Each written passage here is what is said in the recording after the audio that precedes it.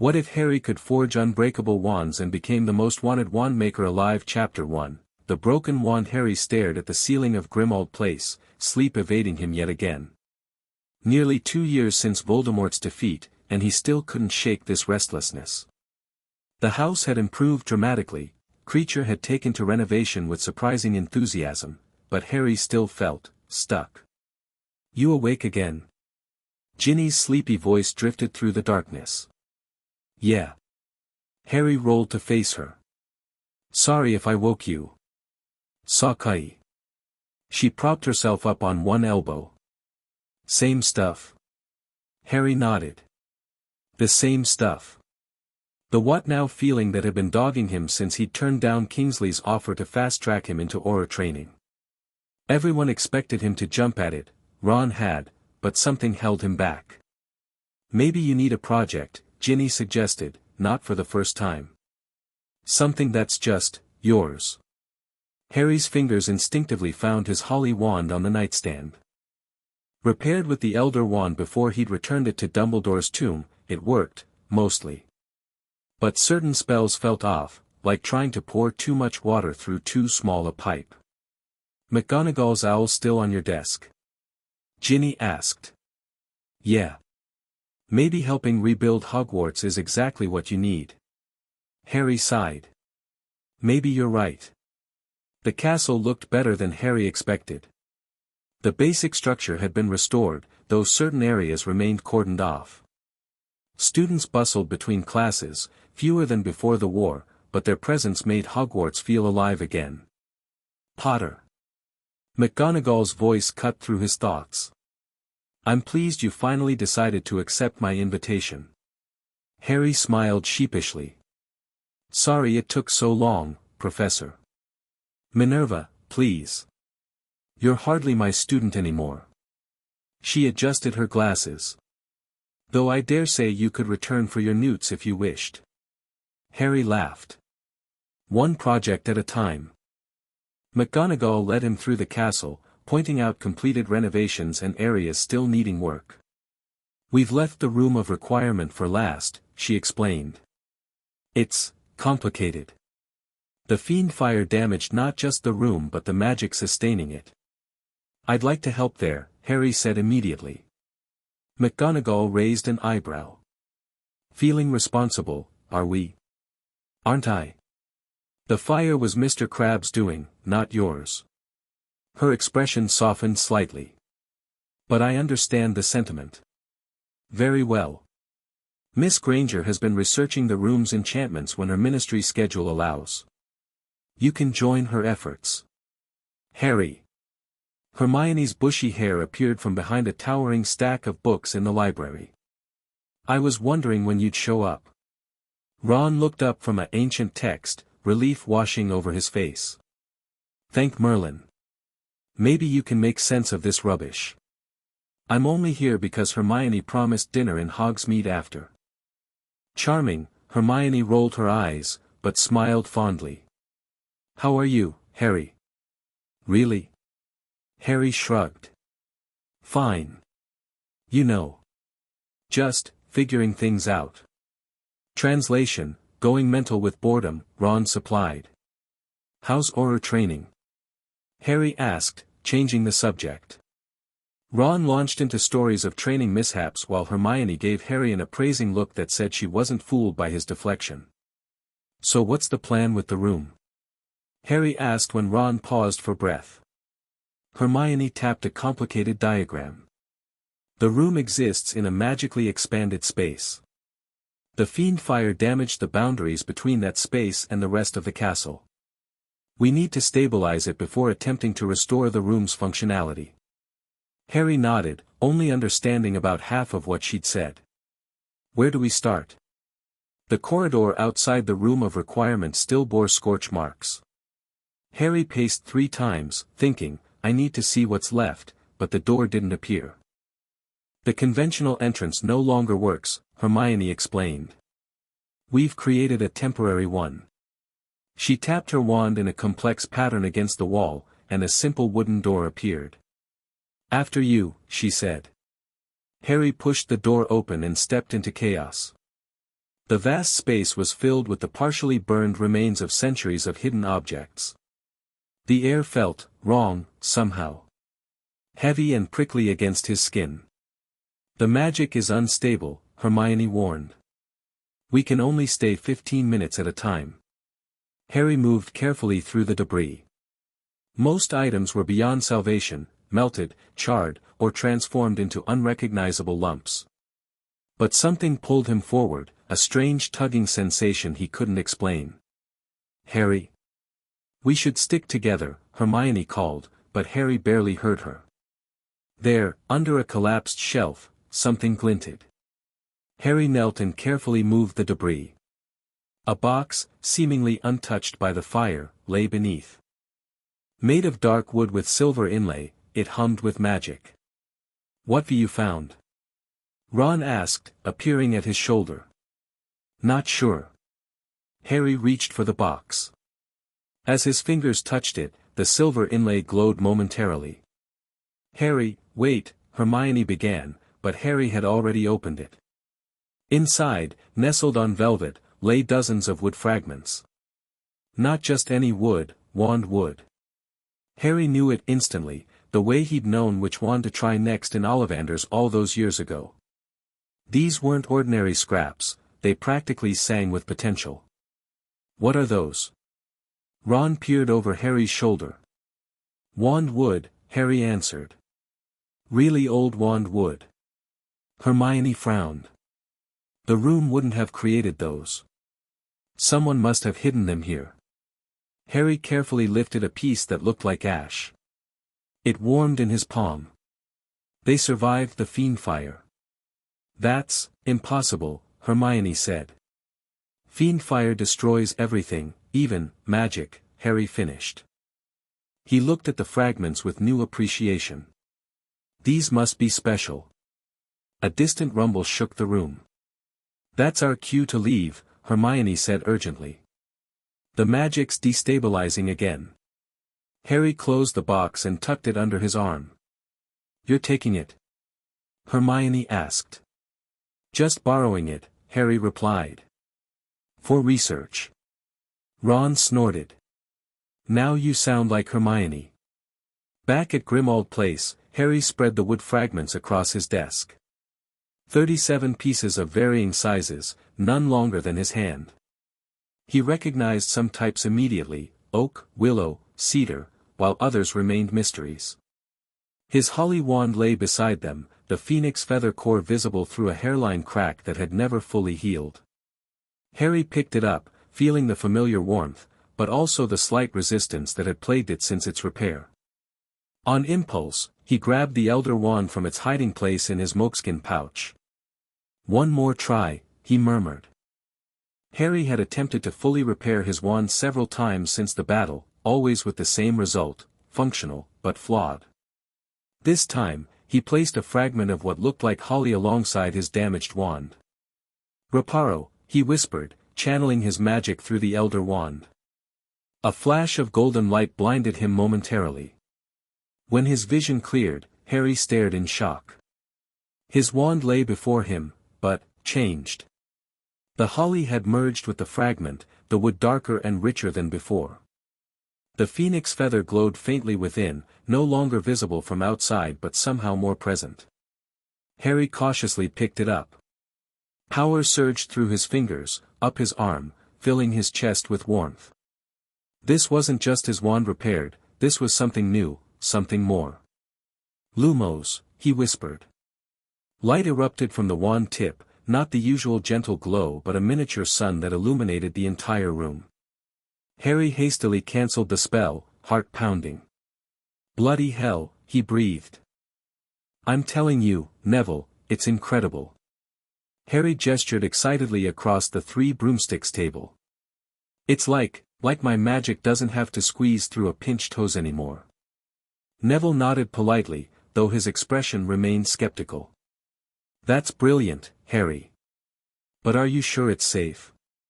Mixing wand woods isn't exactly standard practice. Since when am I standard? Harry grinned. Besides, it feels right. More right than it has since the elder wand repaired it the first time.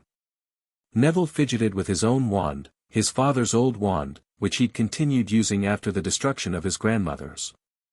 Speaking of damaged wands. He held it up, showing Harry the crack running halfway down its length. Gran keeps telling me to get a new one, but it was your dad's, Harry finished, understanding completely. Neville nodded. It works well enough for teaching herbology, but sometimes during demonstrations. Harry's eyes lit up. Let me try something. What? No, Harry, I didn't mean, but Harry was already pulling out his moleskin pouch, extracting both his transformed holly wand and the box of fragments. Several patrons glanced their way curiously. Maybe not here, Neville suggested nervously.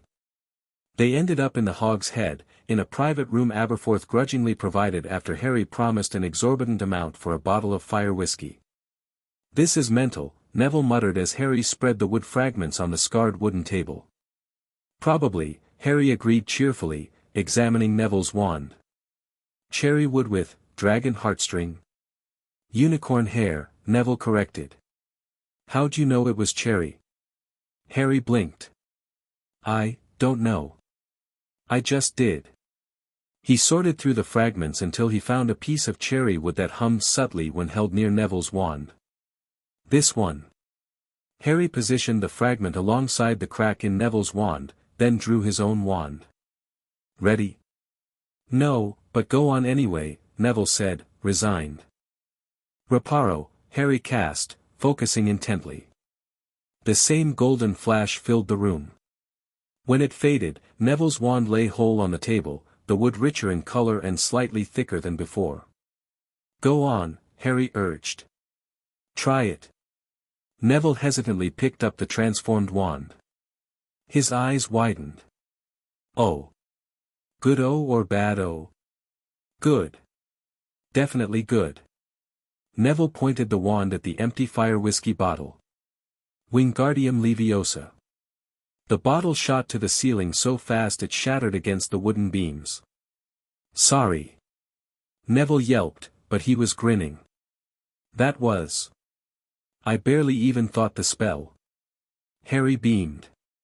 Try something harder. Neville thought for a moment, then aimed at the scattered glass fragments. Reparo. The bottle reassembled itself perfectly and floated gently back to the table. Nonverbal magic? Harry asked, impressed. I didn't even try to cast non-verbally, Neville said, staring at his wand in awe. It just knew what I wanted. Harry leaned forward, excitement bubbling through him. Neville, I think I might be onto something here. Word spread quickly through the old DA network. Luna arrived unannounced at Grimmauld Place 3 days later, her wand held together with spellotape and decorated with what looked suspiciously like radish earrings. Dad says it helps attract positive magic, she explained serenely. But it still doesn't feel quite right since Malfoy Manor. Harry fixed it in minutes, combining Luna's wand with a fragment of willow that seemed to hum a tune when she touched it. Oh! Luna gasped after testing it. The nargles around your head have doubled, Harry. That's quite impressive. Harry wasn't sure about the nargles, but he couldn't deny the satisfaction warming his chest. Then came Seamus, whose wand had been a bit temperamental since that explosion in 8th year potions. After that, Padma Patil stopped by, then Dean Thomas, then George Weasley. Not for me, George clarified, leaning against Harry's workbench. But I've been developing new products, and my wand keeps getting damaged. If you could make it more durable. Harry combined George's wand with a fragment of cedar and a sliver of something silvery he couldn't identify. The result left George speechless when a prototype shield had absorbed a full-powered reductor curse without a scratch. You could sell these, George said finally. Make a fortune. Harry shook his head. I'm not doing this for money. Then why are you doing it? Harry paused, considering. Because it feels right. Because I'm good at it. Fair enough. George clapped him on the shoulder. But when you change your mind about the money part, come see me. I know a business opportunity when I see one. The summons from Ollivander arrived by owl exactly 1 month after Harry repaired his first wand. Mr. Potter, it has come to my attention that you have been engaging in rather unusual wand-making activities. I would appreciate a meeting at your earliest convenience to discuss this matter. Garrick Ollivander. Harry had been expecting this, though not quite so soon. He sent a response suggesting the following day and spent the evening organizing his notes and selecting sample wands to show the wandmaker. When Harry arrived at Ollivander's newly rebuilt shop, the old man was waiting, silver eyes gleaming with curiosity. Mr. Potter. How interesting to see you again. Mr. Ollivander, Harry nodded. Thank you for inviting me. I understand you've discovered a talent for wand lore, Ollivander said, getting straight to the point. Most unexpected. May I see your work? Harry opened his case, displaying 5 wands, his own, Neville's, Luna's, and 2 experimental ones he'd crafted from scratch using fragments combined with cores he'd collected, a phoenix feather fox had left at Dumbledore's tomb, and a freely given unicorn hair from a forbidden forest excursion. Ollivander examined each carefully, his expression unreadable. Finally, he looked up. You've received no training in wand-making? No, sir. And yet. Ollivander held up Harry's wand. This is extraordinary work. Not traditional, not at all, but extraordinary nonetheless. He set the wand down. You're combining woods that should, by all conventional wisdom, reject each other. They don't reject each other for me, Harry said simply. Indeed. Ollivander's silver eyes pierced him. I wonder, does this ability have anything to do with your unique relationship with the Elder Wand? Harry tensed. What do you mean? The wand chooses the wizard, Mr. Potter. But you chose a wand, and by its allegiance, altered your magical destiny. Ollivander tapped a spindly finger against his lips. I suspect you've retained something of that power. A sensitivity to wand lore few possess.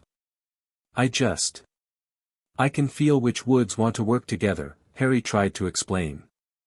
And which cores they want to bond with. Precisely, Ollivander nodded. That is the heart of wand-making, an intuition that cannot be taught. He paused. Though technique can, and should be. Harry perked up. Are you offering? Not exactly, Ollivander interrupted. I'm too old to take an apprentice. But I am suggesting you pursue this talent cautiously and with proper respect for tradition.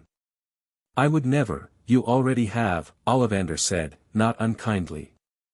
These wands break rules established over centuries. That may not be a bad thing, but it will certainly draw attention, not all of it welcome. As if summoned by his words, the shop door opened. A tall man in elegant midnight blue robes entered, his silver-streaked black hair swept back from a sharp-featured face. Ah, Mr. Viridian, Ollivander said. Right on time. Ollivander.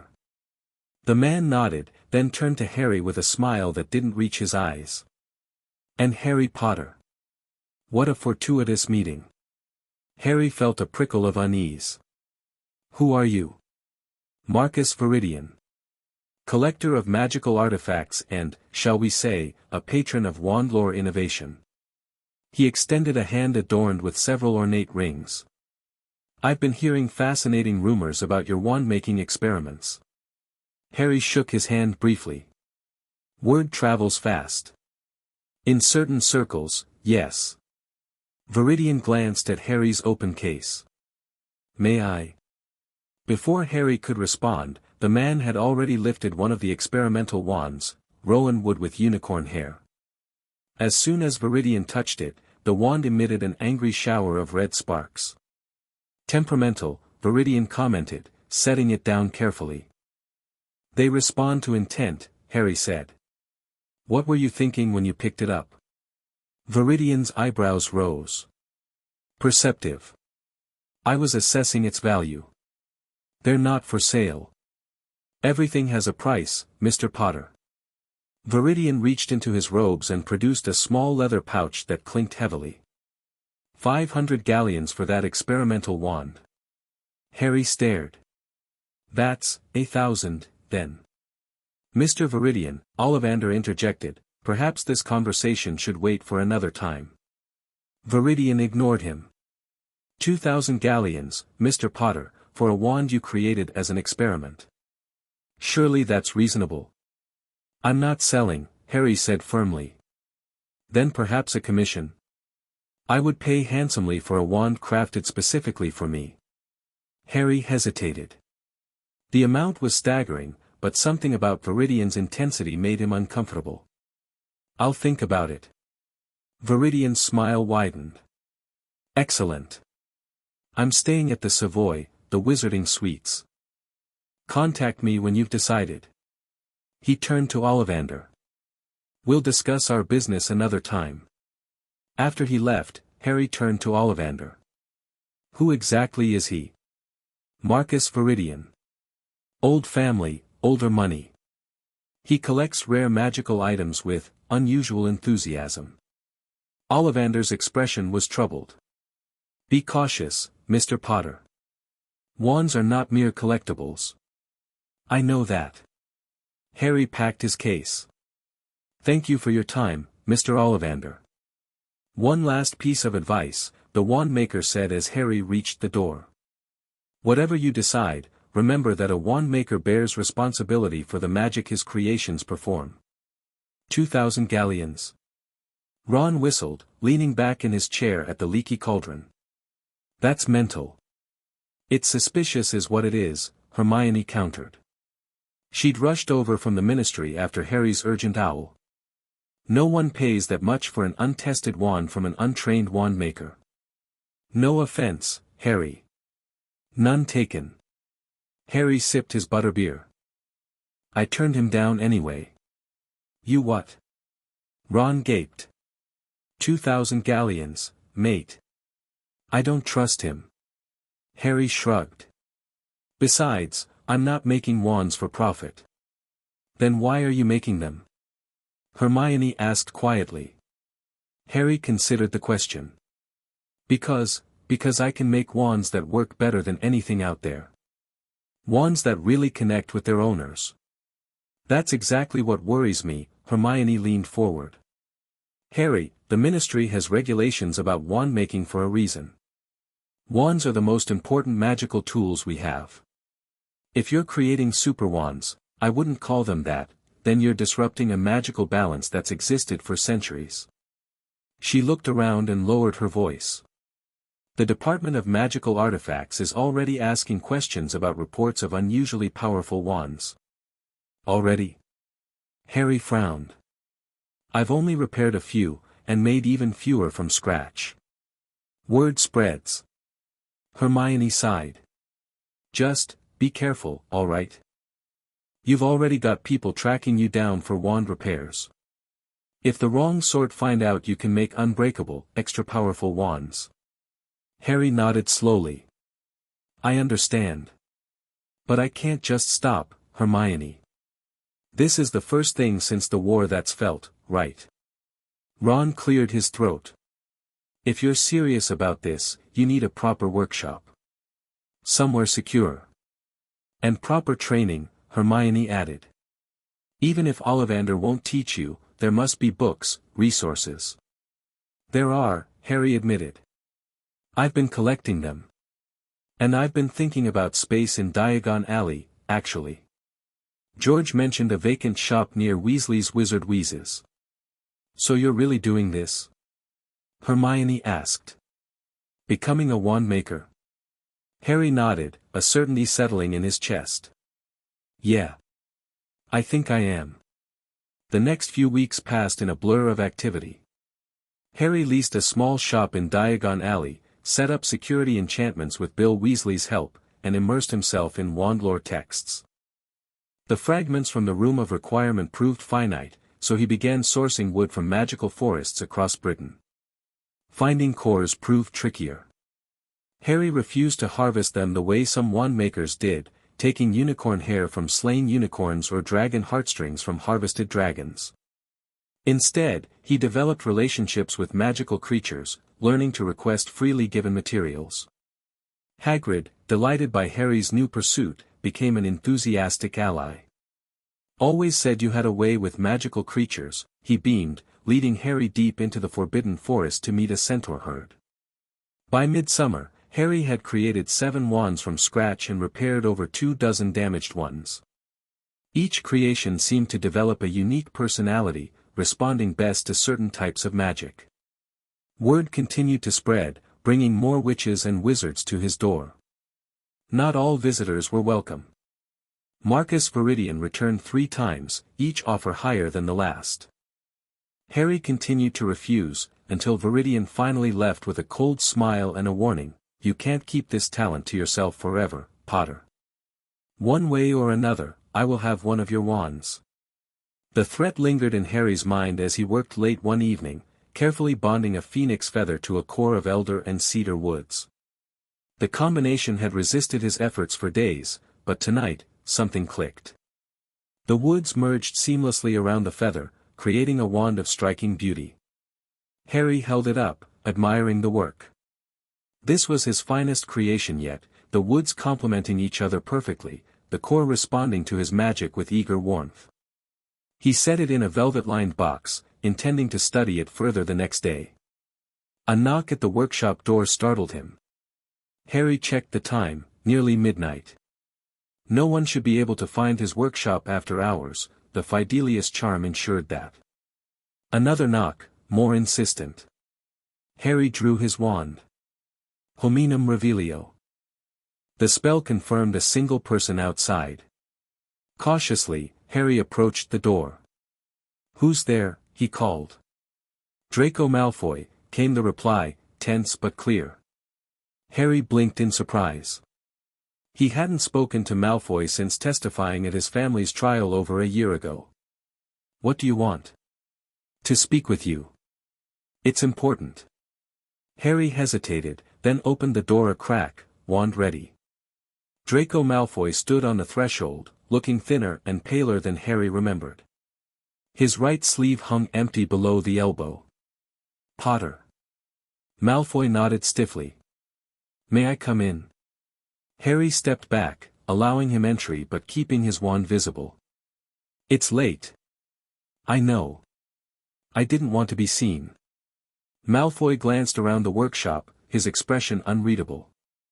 "So the rumors are true. You're making wands now." "Repairing, mostly," Harry said. "What happened to your arm?" Malfoy's jaw tightened. "Cursed off. By people who thought my family wasn't punished enough for our allegiances." "I'm sorry." "Don't be. I didn't come for pity." Malfoy reached into his pocket with his remaining hand and withdrew a wand, or what remained of one. The hawthorn wand Harry had once won from him, now blackened and twisted beyond recognition. "What happened to it?" Harry asked. "The same curse that took my arm. I tried using my mother's wand, but..." He shrugged. "It doesn't work well for me." Harry understood immediately. "You want me to repair it?" "If you can."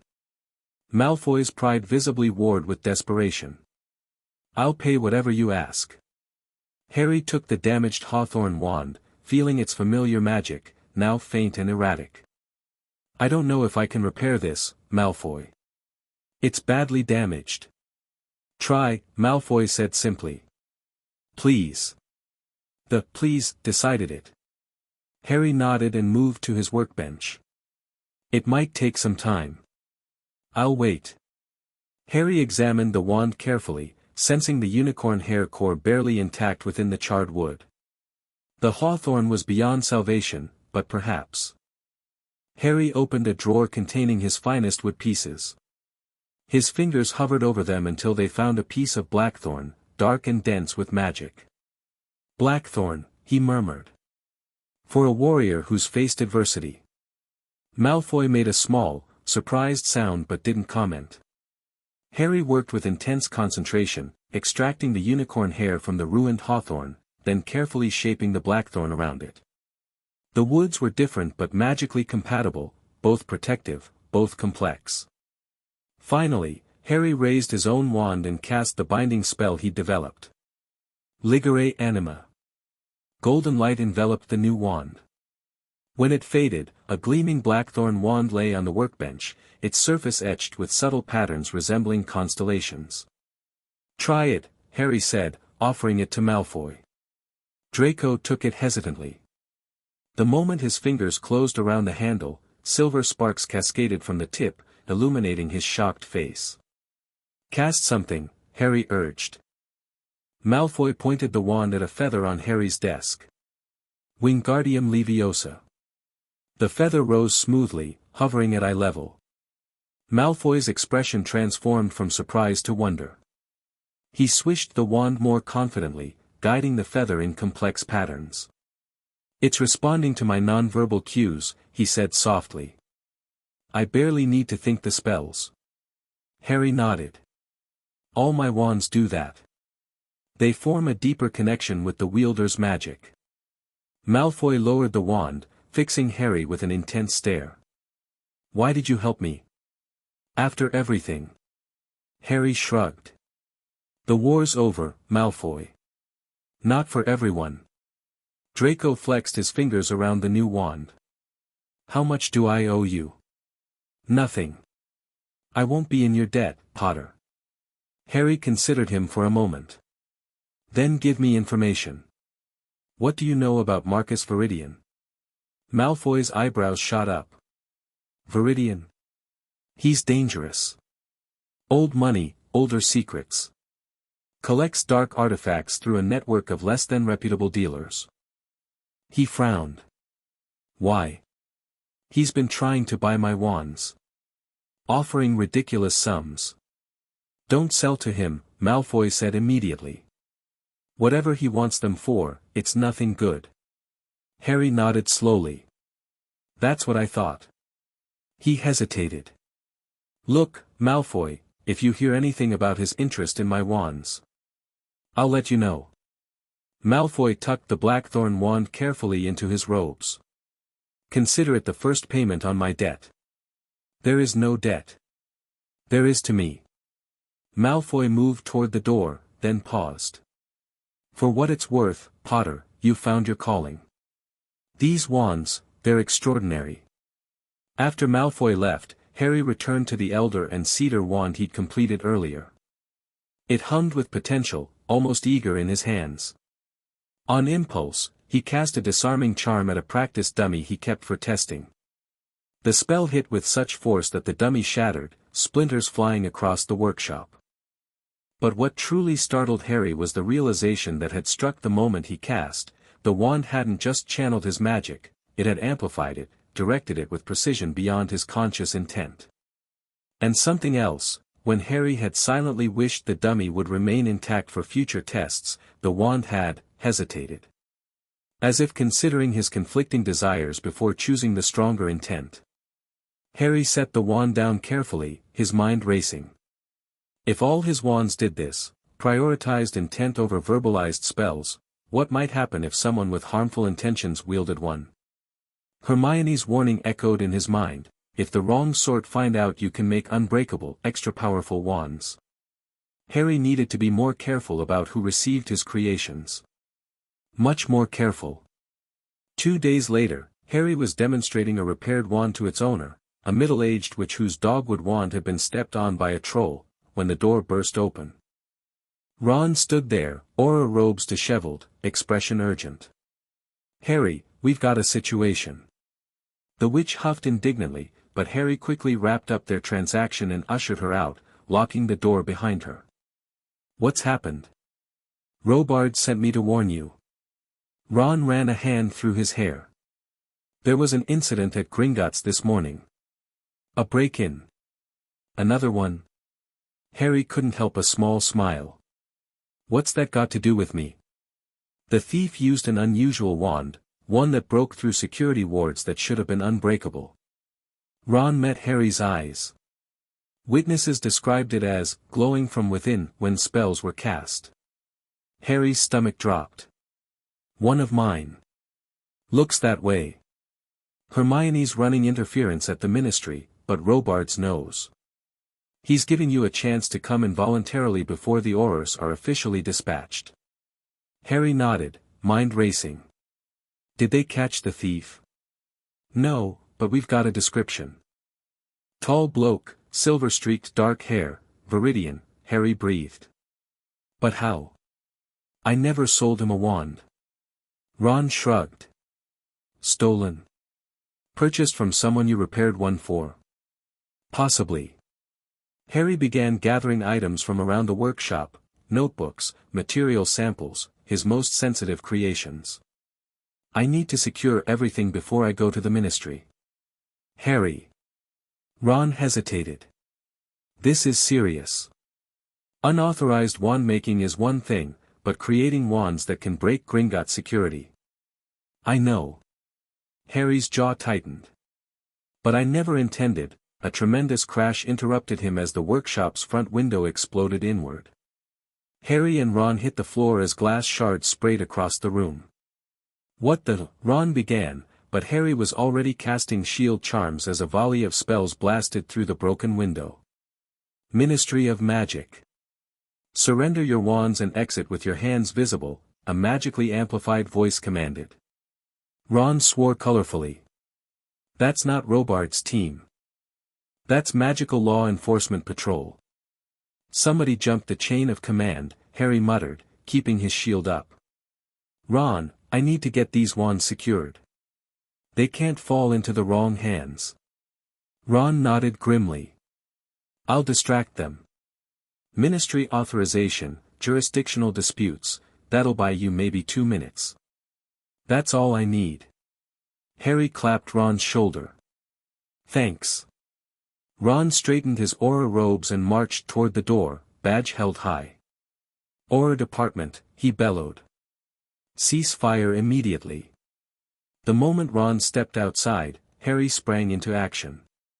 He summoned a moleskin pouch, an enlarged version of the one Hagrid had given him years ago, and began placing his most powerful creations inside, including the Elder and Cedar wand.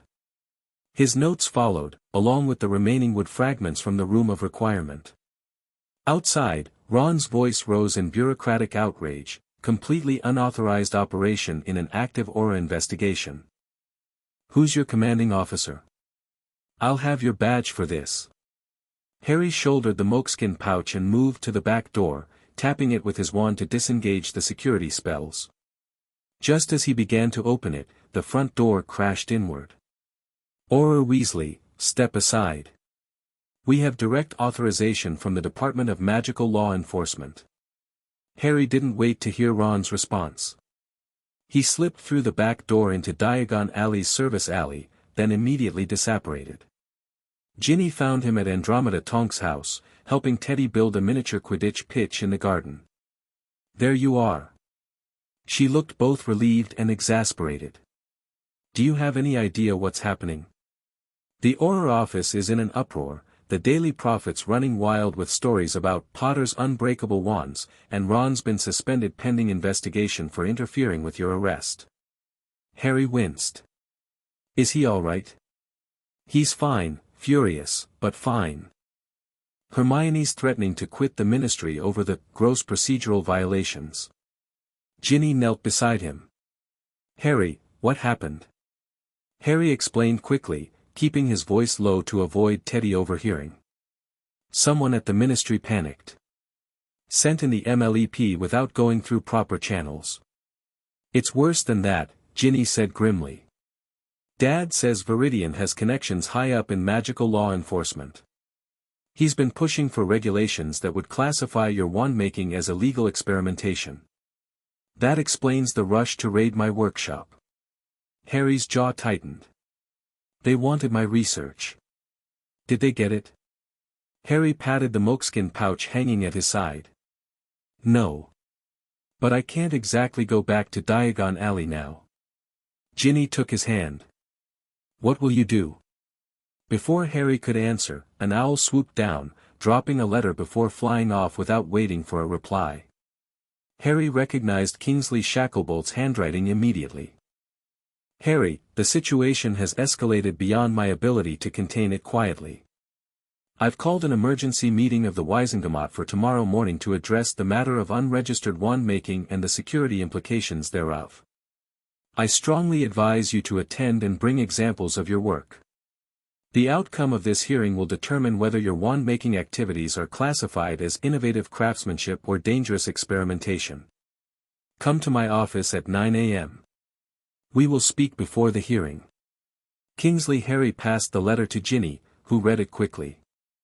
A Wisengamot hearing, she murmured. That's actually good news. Kingsley wouldn't call for that if he thought you were guilty of anything. No, but if the hearing goes badly. Harry didn't need to finish the thought. They both knew what the ministry was capable of when frightened. Then we make sure it doesn't. Ginny's expression turned determined. You'll need witnesses.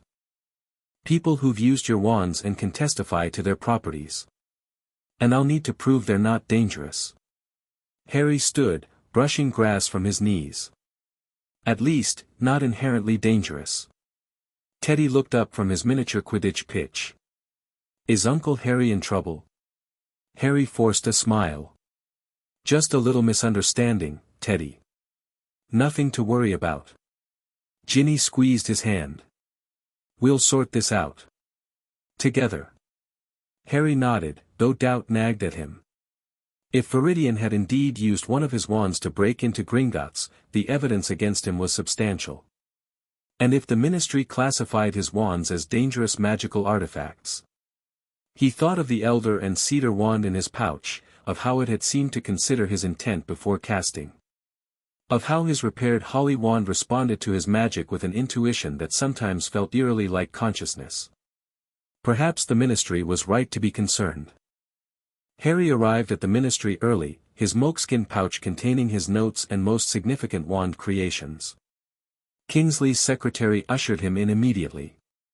The minister looked tired but resolute. Harry. Thank you for coming. Not like I had much choice. You always have choices. Kingsley gestured to a chair. Though some carry steeper consequences than others. Harry sat. Is Ron still suspended? Temporarily. A formality until this matter is resolved. Kingsley steepled his fingers. I'll be direct, Harry. Your wand-making activities have created a serious situation. The goblins are threatening to restrict wizarding access to Gringotts after the breach. The International Confederation of Wizards has expressed grave concerns about unregulated wand production. I wasn't mass-producing them, Harry objected. I repaired a few damaged wands and created maybe a dozen from scratch. For friends. Friends who discovered their magical abilities significantly enhanced. Kingsley leaned forward. One of whom, whether by choice or coercion, allowed a wand to fall into the hands of a man who used it to breach Gringotts security. Viridian, Harry confirmed. He's been after my wands for months. So I've heard. His testimony will be part of today's hearing. Harry straightened. He's the criminal. He stole from Gringotts. He claims he was testing the wand's capabilities at the request of concerned ministry officials. Kingsley's expression made it clear what he thought of that claim. Unfortunately, he does have friends in the Department of Magical Law Enforcement who corroborate parts of his story. This is ridiculous, Harry muttered. Politics rarely make sense, Kingsley agreed. Now, your strategy for the hearing. I suggest you focus on the positive applications of your wand-making techniques. Bring forward witnesses who have benefited. Demonstrate the wand's capabilities under controlled conditions. And if the Wisengamot still rules against me? Kingsley's expression grew solemn. Then you will have to surrender your wand-making materials and agree to ministry supervision of any future magical crafting.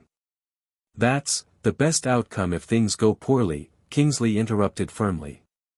The worst would be classification of your wands as prohibited items and criminal charges for their creation. Harry fell silent, the gravity of the situation sinking in. The hearing begins in 30 minutes, Kingsley continued. Your friends are already gathering in the chamber. Remember, Harry, focus on the positive potential. The wizarding world has always feared innovation, but it has also celebrated those who push magic forward responsibly. Harry nodded, determination replacing his frustration. I understand. The Wizengamot chamber buzzed with whispers as Harry entered. He spotted Ron, Hermione, and Ginny in the witness section, along with Neville, Luna, and, surprisingly, Draco Malfoy. Near the front, Marcus Viridian sat with several ministry officials, his expression coolly confident. Percy Weasley, now a senior administrator in the Department of Magical Transportation, approached Harry discreetly. Harry, he murmured, just wanted to say, well, good luck. Dad's furious about all this. Says it's a political maneuver by the traditionalist faction. Thanks, Percy. I've submitted testimony about my own experiences with your repaired wand, Percy continued. Thought it might help to have a ministry insider on record. Before Harry could respond, the chamber doors opened again to admit the Wizengamot members in their plum-colored robes. Kingsley took the central chair, with Hermione's boss, the head of the Department of Magical Law Enforcement, to his right. Hearing of the 12th of August, Kingsley announced, his deep voice quieting the chamber, regarding the wand-making activities of Harry James Potter and their classification under magical artifice regulations. Mr. Potter, please approach. Harry moved to the center of the chamber, standing before the Wizengamot with his head high. Mr. Potter, Kingsley began formally, you stand before the Wizengamot to address concerns regarding your creation of magical wands outside established wand-making traditions and regulations. How do you respond to these concerns? Harry took a deep breath. Minister, members of the Wizengamot, I didn't set out to challenge wand-making traditions. I discovered, by accident, that I could repair damaged wands in a way that enhanced their connection to their owners. This led me to experiment with creating new wands, using methods that differ from traditional wand making. Methods that produce wands capable of breaching Gringotts security, interjected an elderly which Harry didn't recognize. I never created wands for that purpose, Harry replied firmly. If one of my wands was used in that way, it was without my knowledge or consent. Yet you admit these wands are more powerful than standard wands, pressed another Wizengamot member. Not exactly more powerful, Harry corrected. They form a deeper connection with the wielder's intent. They're more intuitive. Perhaps a demonstration would clarify matters, Kingsley suggested. Harry nodded and withdrew his own holly wand. This was my original wand, damaged during the war and repaired using my technique. I can demonstrate its capabilities under whatever controlled conditions the Wizengamot requires. A series of tests followed. Harry performed increasingly complex spells, from simple levitation to advanced transfiguration. Throughout, his wand responded with precision and strength that clearly impressed the observers. The wand appears to anticipate your spell casting, noted a wizard with a monocle. It reacts before you complete your wand movement. Because it's connected to my intent, Harry explained. It understands what I'm trying to accomplish. Murmurs swept the chamber at the word understands.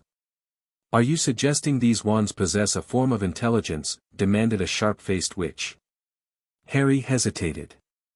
Not intelligence exactly. Awareness, perhaps. Of their wielder's magical signature and intentions. That sounds dangerously close to sentient artifacts, the witch responded, which are strictly regulated under Clause 27 of the Magical Artifice Restrictions.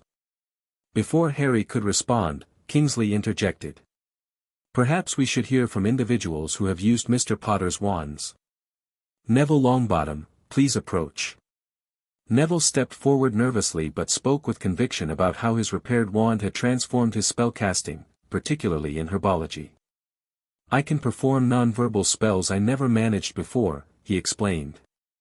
The plants respond better to magic channeled through this wand, it's gentler somehow, more precise.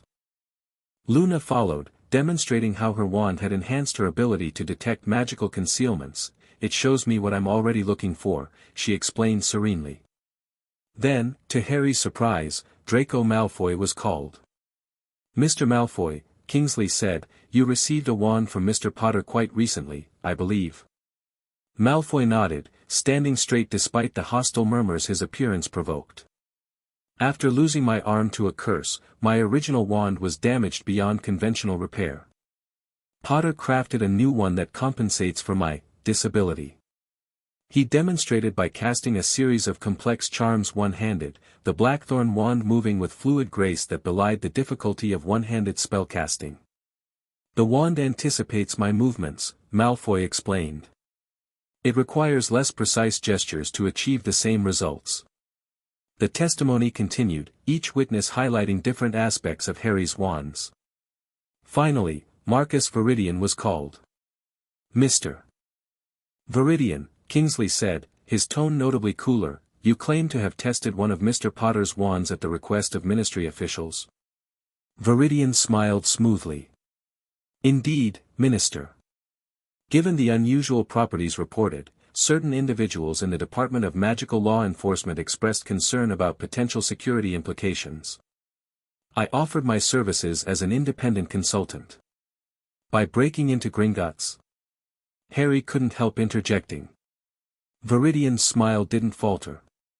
A controlled test of the bank's security measures, conducted with the knowledge of specific ministry personnel. He gestured to two stern-looking wizards seated nearby, who nodded confirmation. Not with the knowledge of Gringotts, Kingsley noted dryly. A necessary omission to ensure accurate results, Viridian replied. The point remains, Potter's wands bypassed security measures designed to detect and neutralize unauthorized magic.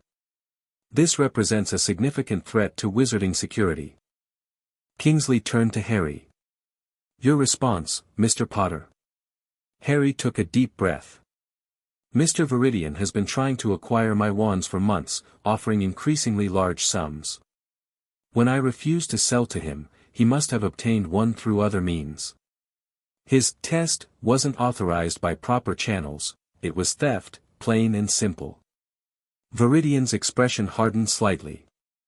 A convenient accusation from someone whose illegal wand-making has created this security crisis. There is no crisis, Harry insisted. My wands respond to their owner's intent. They amplify existing magic, they don't create new abilities. In the hands of a wizard with no intention of breaking through security wards, they would pose no threat. Intent can change, countered the sharp-faced witch. What happens when a wand bonded to a wizard with initially benign intentions falls into the hands of someone with malicious purposes? Harry hesitated. This was the question that had troubled him as well. May I demonstrate something? He asked finally. At Kingsley's nod, Harry withdrew the Elder and Cedar wand from his moleskin pouch. The chamber stilled at the sight of it, even without knowing its composition, the wand's power was palpable. This is the most powerful wand I've created, Harry said. I'd like to attempt to use it for a purpose it wasn't designed for. He held the wand loosely. Wingardium Leviosa, he cast, pointing at a nearby inkwell while silently focusing on a different target, a quill on the adjacent table. The inkwell rose exactly as directed. The quill remained stationary. Now I'll try again, but this time. Harry pointed at the inkwell but focused his intent entirely on the quill. Wingardium Leviosa. Neither object moved. The wand grew warm in his hand, almost vibrating with tension. The wand detects the conflict between my spoken spell and my actual intent, Harry explained. Rather than act on false instructions, it refuses. Whispers erupted throughout the chamber. Are you claiming the wand has the ability to refuse commands? The monocled wizard asked incredulously. Not exactly, Harry said. It refuses contradictory commands.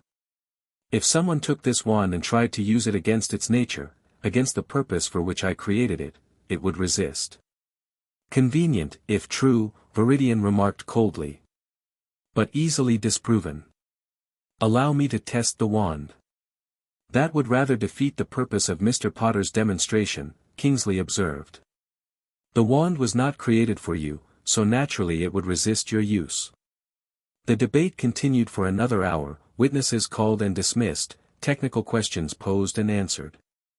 Throughout, Harry maintained his position. His wands enhanced existing magical connections but posed no inherent threat to security when used by their intended owners. Finally, Kingsley called for the Wizengamot to deliberate. Harry retreated to where his friends waited, tension evident in their expressions. "You did brilliantly," Hermione whispered. "The demonstration with the contradicting intent was inspired." "It only just occurred to me to try it," Harry admitted. "I wasn't completely sure it would work." "Typical Potter luck," Malfoy muttered from nearby. Harry glanced at him. "Thanks for testifying." Malfoy shrugged his one shoulder. "Self-interest. If they ban your wands, I lose mine." The Wizengamot's deliberation lasted barely 20 minutes, unusually brief for such a complex case. When they returned, Kingsley's expression gave nothing away. In the matter of Harry Potter's wand-making activities, he announced, the Wizengamot has reached the following conclusions. First, that Mr. Potter possesses a genuine talent for wand-making that, while unconventional, does not inherently violate existing regulations. Second, that the wands created by Mr. Potter do exhibit unusual properties that warrant further study but do not constitute a security threat when used by their intended owners. Third, that the unauthorized test conducted at Gringotts represents a serious breach of protocol that will be addressed in a separate hearing. Viridian's confident expression faltered slightly. Therefore, Kingsley continued, the Wizengamot rules that Harry Potter may continue his wand-making activities under the following conditions. He must register with the Department of Magical Artifacts as an apprentice wandmaker. He must maintain records of all wands created and the individuals for whom they are intended. He must submit to quarterly inspections by a representative of the Department of Magical Artifacts. And he must agree to collaborate with the Department of Mysteries on research regarding the unique properties of his wands. Relief washed through Harry. These were restrictions he could live with, reasonable precautions rather than prohibitions. "Does the accused accept these conditions?" Kingsley asked formally. Harry nodded. "I do, Minister." "Then this hearing is concluded." Kingsley struck his gavel once. "Mr. Potter, please see the clerk for the necessary registration forms. Mr. Viridian, remain for discussion of the upcoming hearing regarding your activities." As the chamber began to clear, Harry found himself surrounded by friends offering congratulations. Even Malfoy lingered nearby, a reluctant acknowledgement in his nod. "So," Ron clapped Harry's shoulder, "officially a wandmaker now, eh? What will you call your shop?" Harry hadn't considered that. "I don't know, maybe just Potter's Wands." "Boring," Ginny declared. "How about Unbreakable? Or Intent and Magic?" "The Wandsmith," Luna suggested dreamily. "Because you don't just make wands, you forge them." Harry smiled.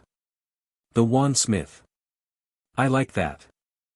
As they made their way from the chamber, Harry noticed Viridian engaged in tense conversation with Kingsley and several Aurors.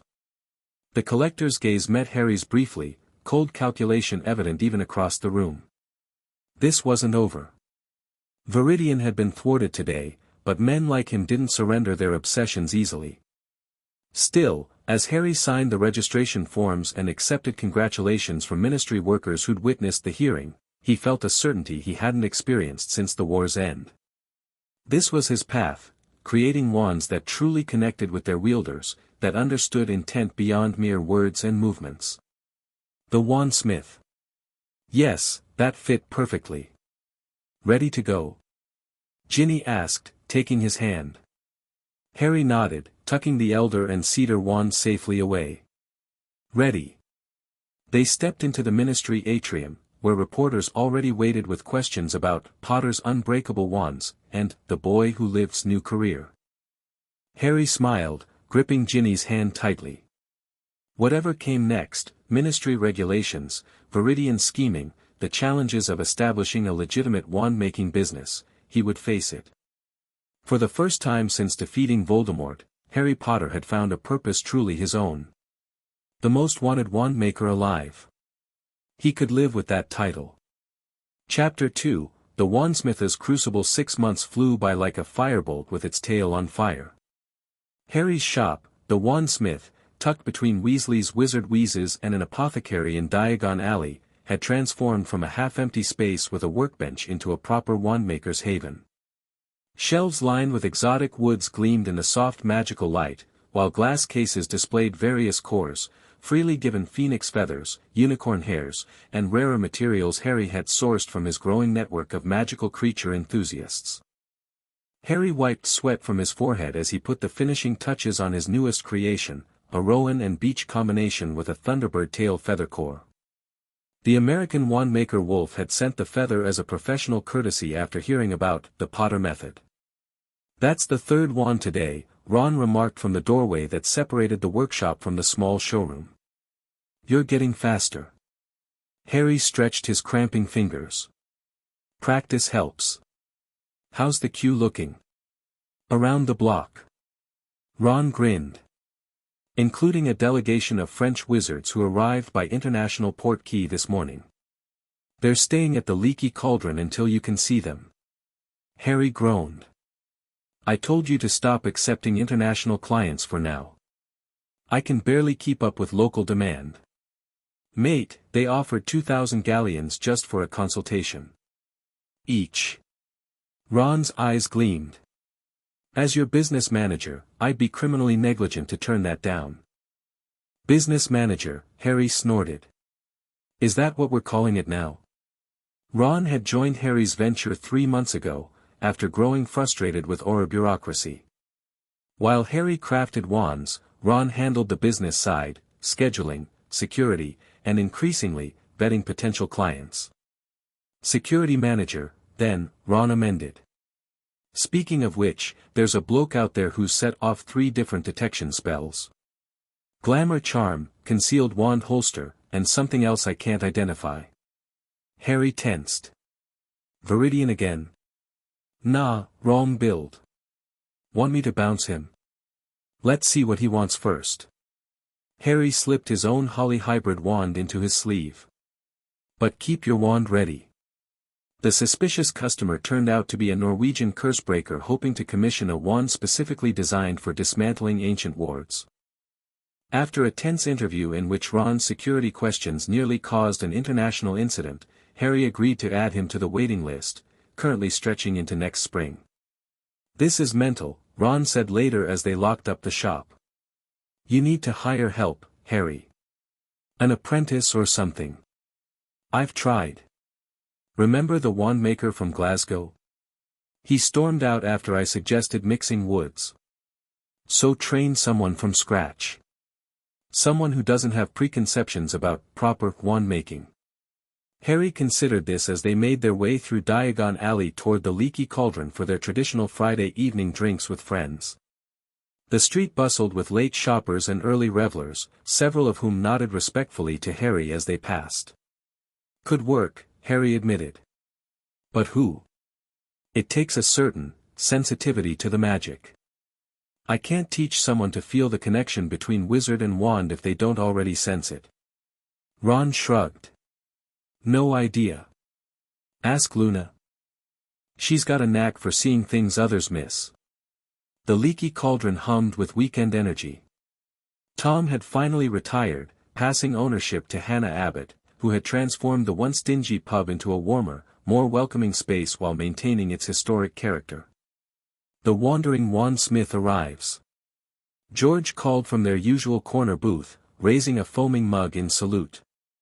"Did my shield charm enhancement work?" "Brilliantly," Harry confirmed, sliding onto the bench beside Ginny, who greeted him with a quick kiss. "Neville's testing it at Hogwarts next week." The group had expanded beyond the original DA members. Tonight included Charlie Weasley, visiting from Romania, Angelina Johnson, now dating George, and surprisingly, Draco Malfoy, who sat somewhat stiffly at the edge of the gathering, nursing a glass of fire whiskey. "Malfoy," Harry nodded.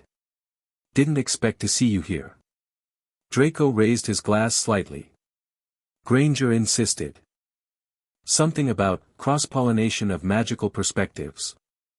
Hermione, deep in conversation with Charlie about dragon conservation, looked up. It's important that wandlore innovation doesn't become siloed, Harry. The Wandlore Society is already circulating rather concerning pamphlets about your methods. What kind of pamphlets? Harry asked. Hermione rummaged in her ministry robes and produced a folded parchment emblazoned with the Wandlore Society's seal, a hand holding a wand emitting perfect sparks. The headline read, Traditional Wand-Making Under Threat, The Dangers of Untested Innovation. Charming, Harry muttered, scanning the text.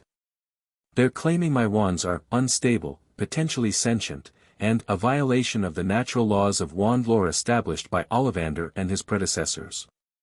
They're scared, Malfoy observed, swirling his fire whiskey. Potter's wands outperform theirs. Bad for business. It's more than that, Hermione said. The Wandlore Society has operated as a closed guild for centuries. They control who learns wand making, what methods are taught, even which woods and cores are considered acceptable. Harry's approach threatens that control. Politics, Ron groaned. Can't we just enjoy our drinks? Politics follows power, Draco said quietly. And Potter's creating instruments of unprecedented power. That always attracts attention. Harry frowned. Have you heard something? Draco hesitated, then leaned forward. My father still maintains certain connections, despite his reduced circumstances. There's whispered interest in your wands from individuals who would never approach you directly. Former Death Eaters, Harry guessed. Among others. Collectors, experimentalists, those with gold and ambition. The conversation shifted as Hannah brought a round of drinks, but Harry's mind lingered on Draco's warning.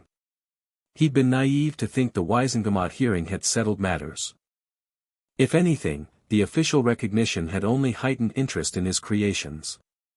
Ginny squeezed his hand under the table. Stop brooding. You've registered every wand, followed every regulation.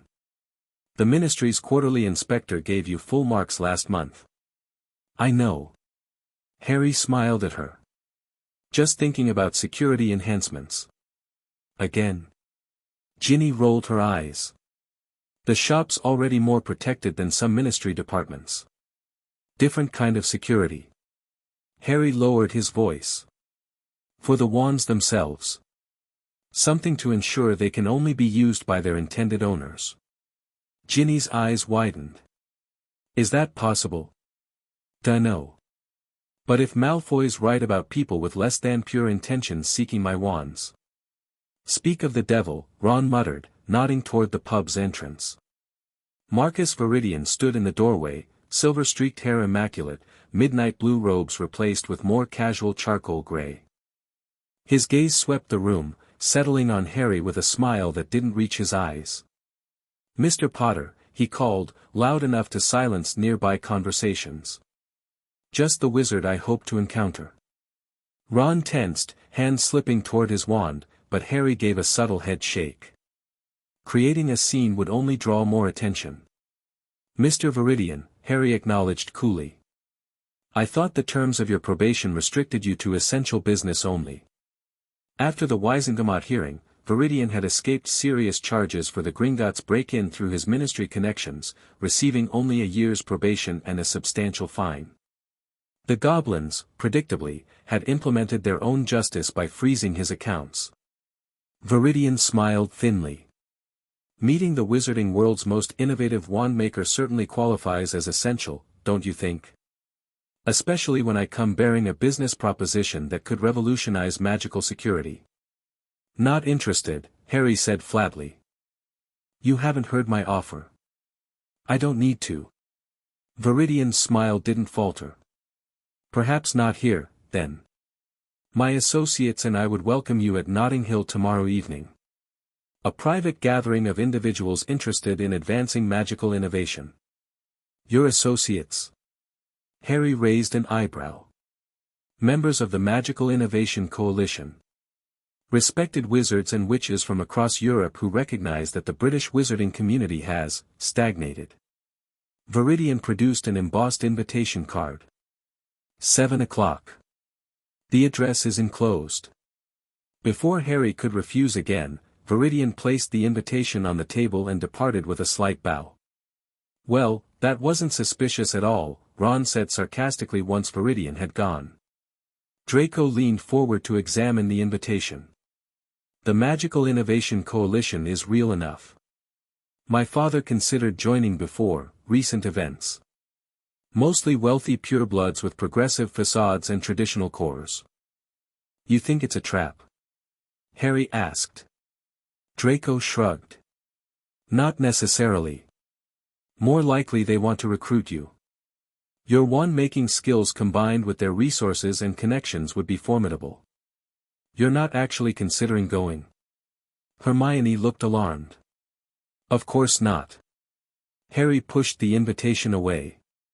Anything involving Viridian is trouble. But later that night, as Harry worked alone in his workshop, testing variations of wood combinations, the invitation nagged at him. Not because he trusted Viridian, he didn't, but because of something Ollivander had told him during one of their irregular correspondence: "Innovation in isolation becomes stagnation, Mr. Potter. Even the most gifted wandmaker must occasionally venture beyond his workshop walls." Harry had learned much through experimentation, but certain questions remained unanswered. Why did some wood combinations resist bonding? Why did certain wands seem more aware than others?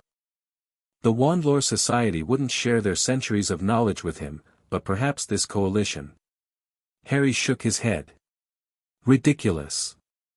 Viridian had tried to steal his wands, had manipulated ministry officials against him. Whatever the coalition offered would come with strings attached.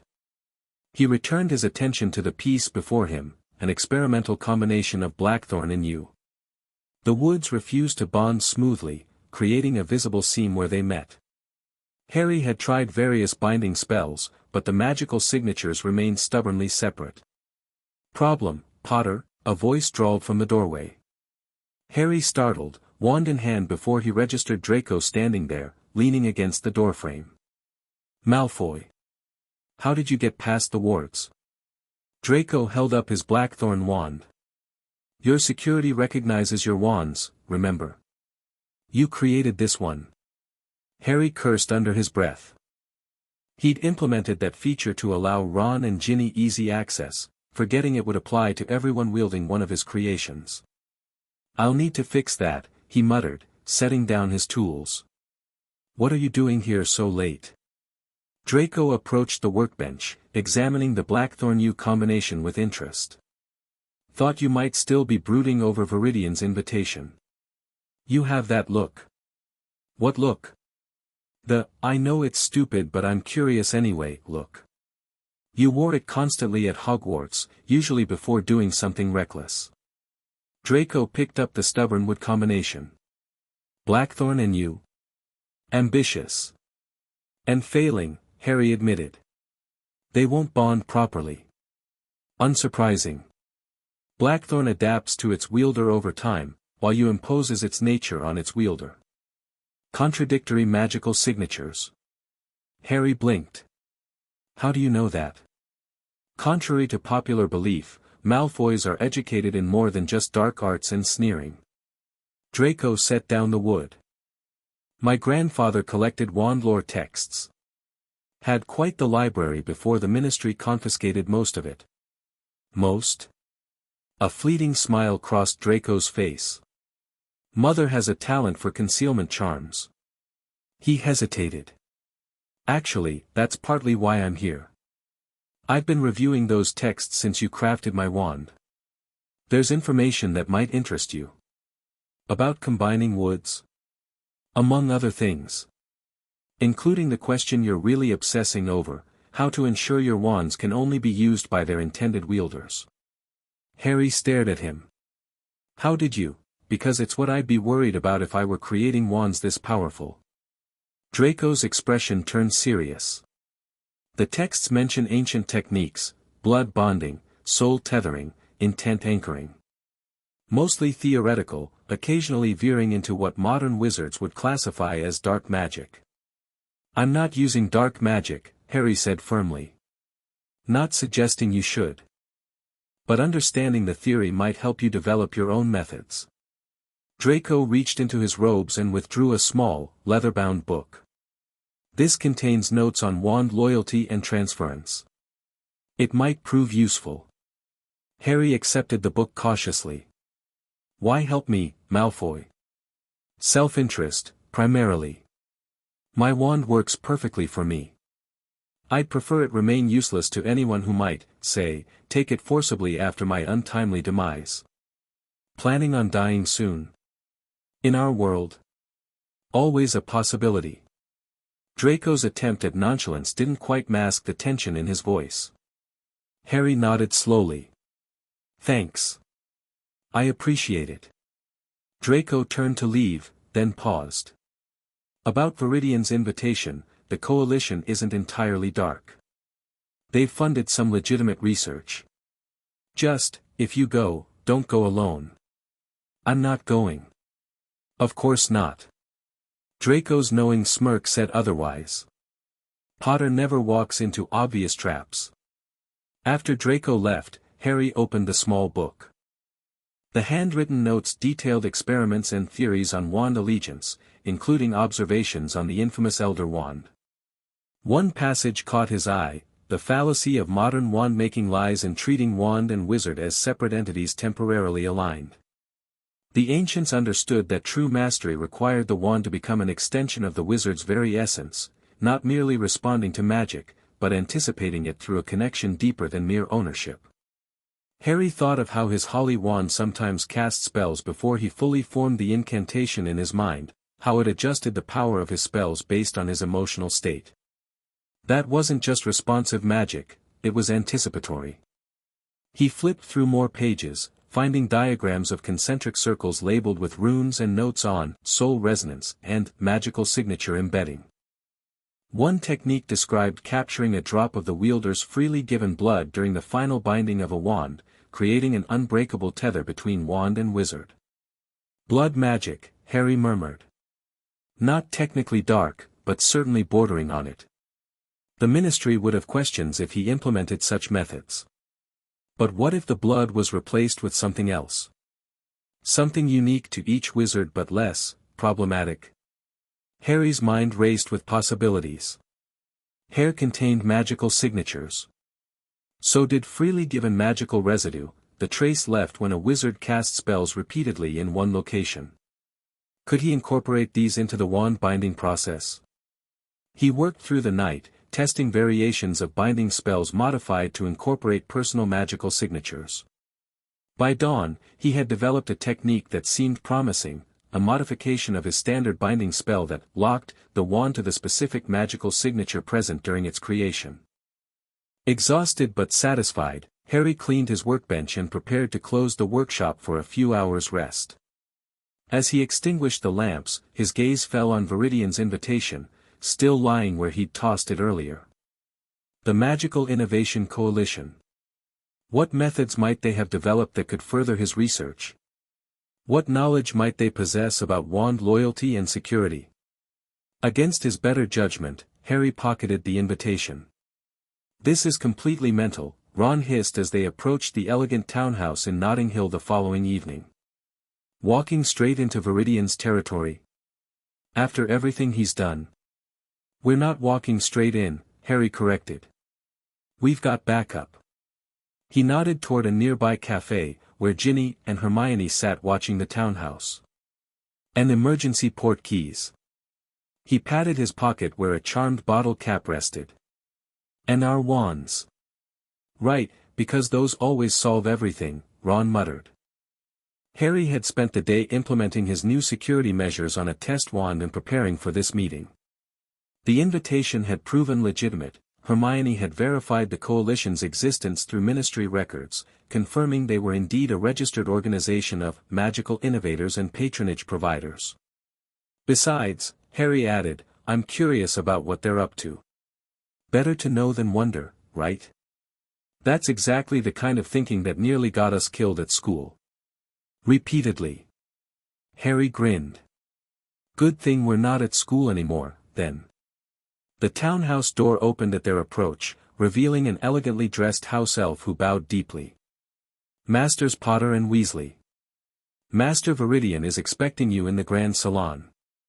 The interior screamed old money, marble floors, enchanted tapestries depicting magical innovations throughout history, and floating crystal orbs providing soft, golden illumination.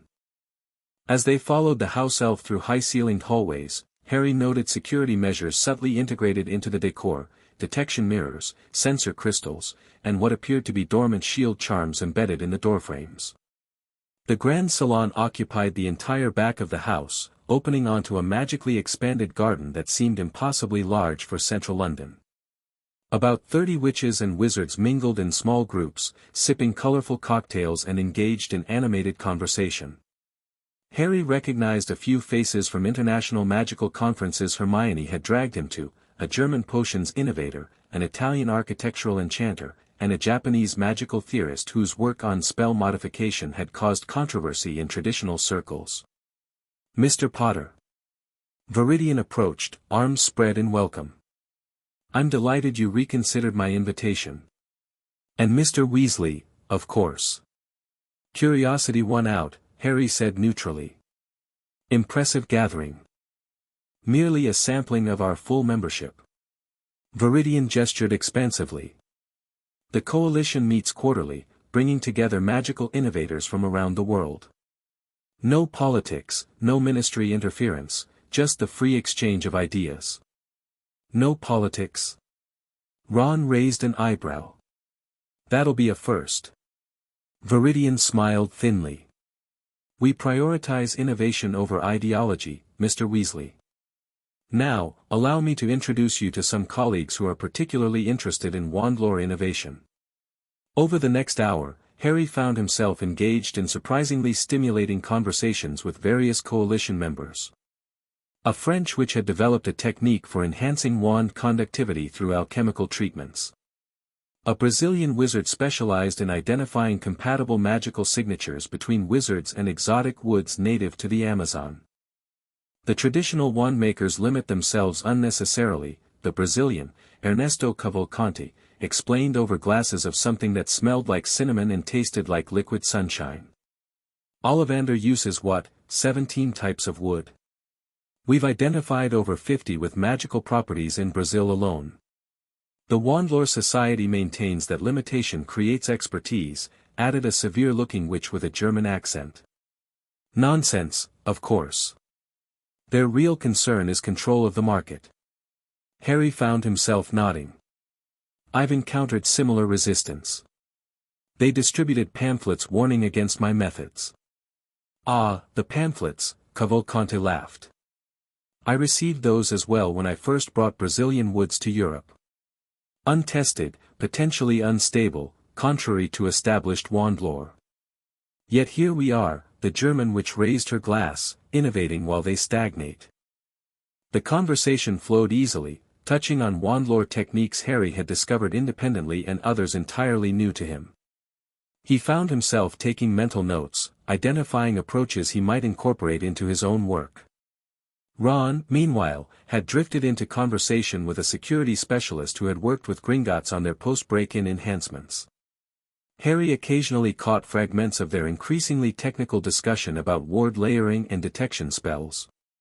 It was during a momentary lull, as Harry examined an enchanted display showing wand core compatibility matrices, that Viridian reappeared at his elbow. Enlightening, isn't it? The collector murmured. So much knowledge the traditional establishment would prefer remained obscured. Harry nodded cautiously. It's not what I expected. The coalition values innovation above all else, Mr. Potter. Your wand-making techniques represent exactly the kind of breakthrough we seek to nurture. Viridian gestured toward a side door.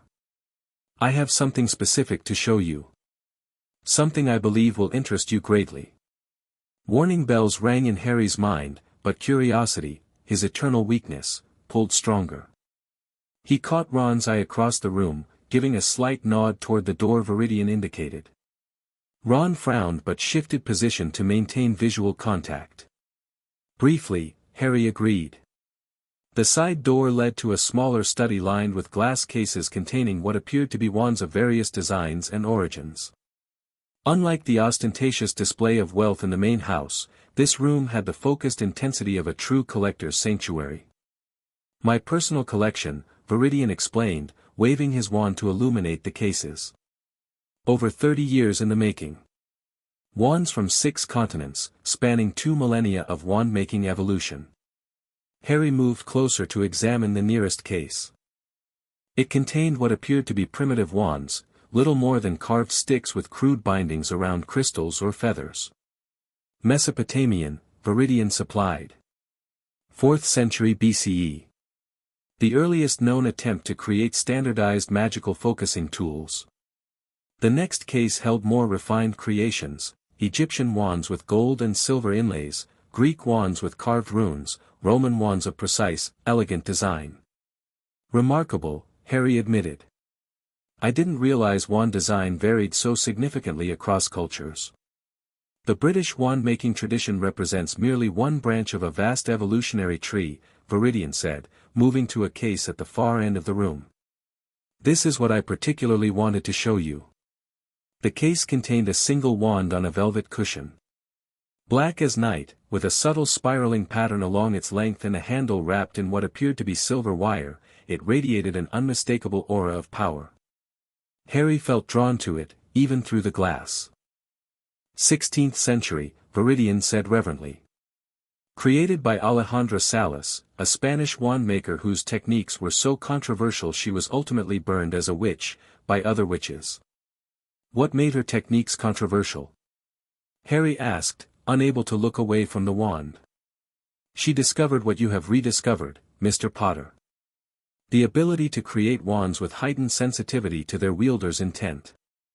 Wands that, some claimed, developed a form of awareness. Viridian studied Harry's reaction closely. She called it El Alma de la Verida, the soul of the wand.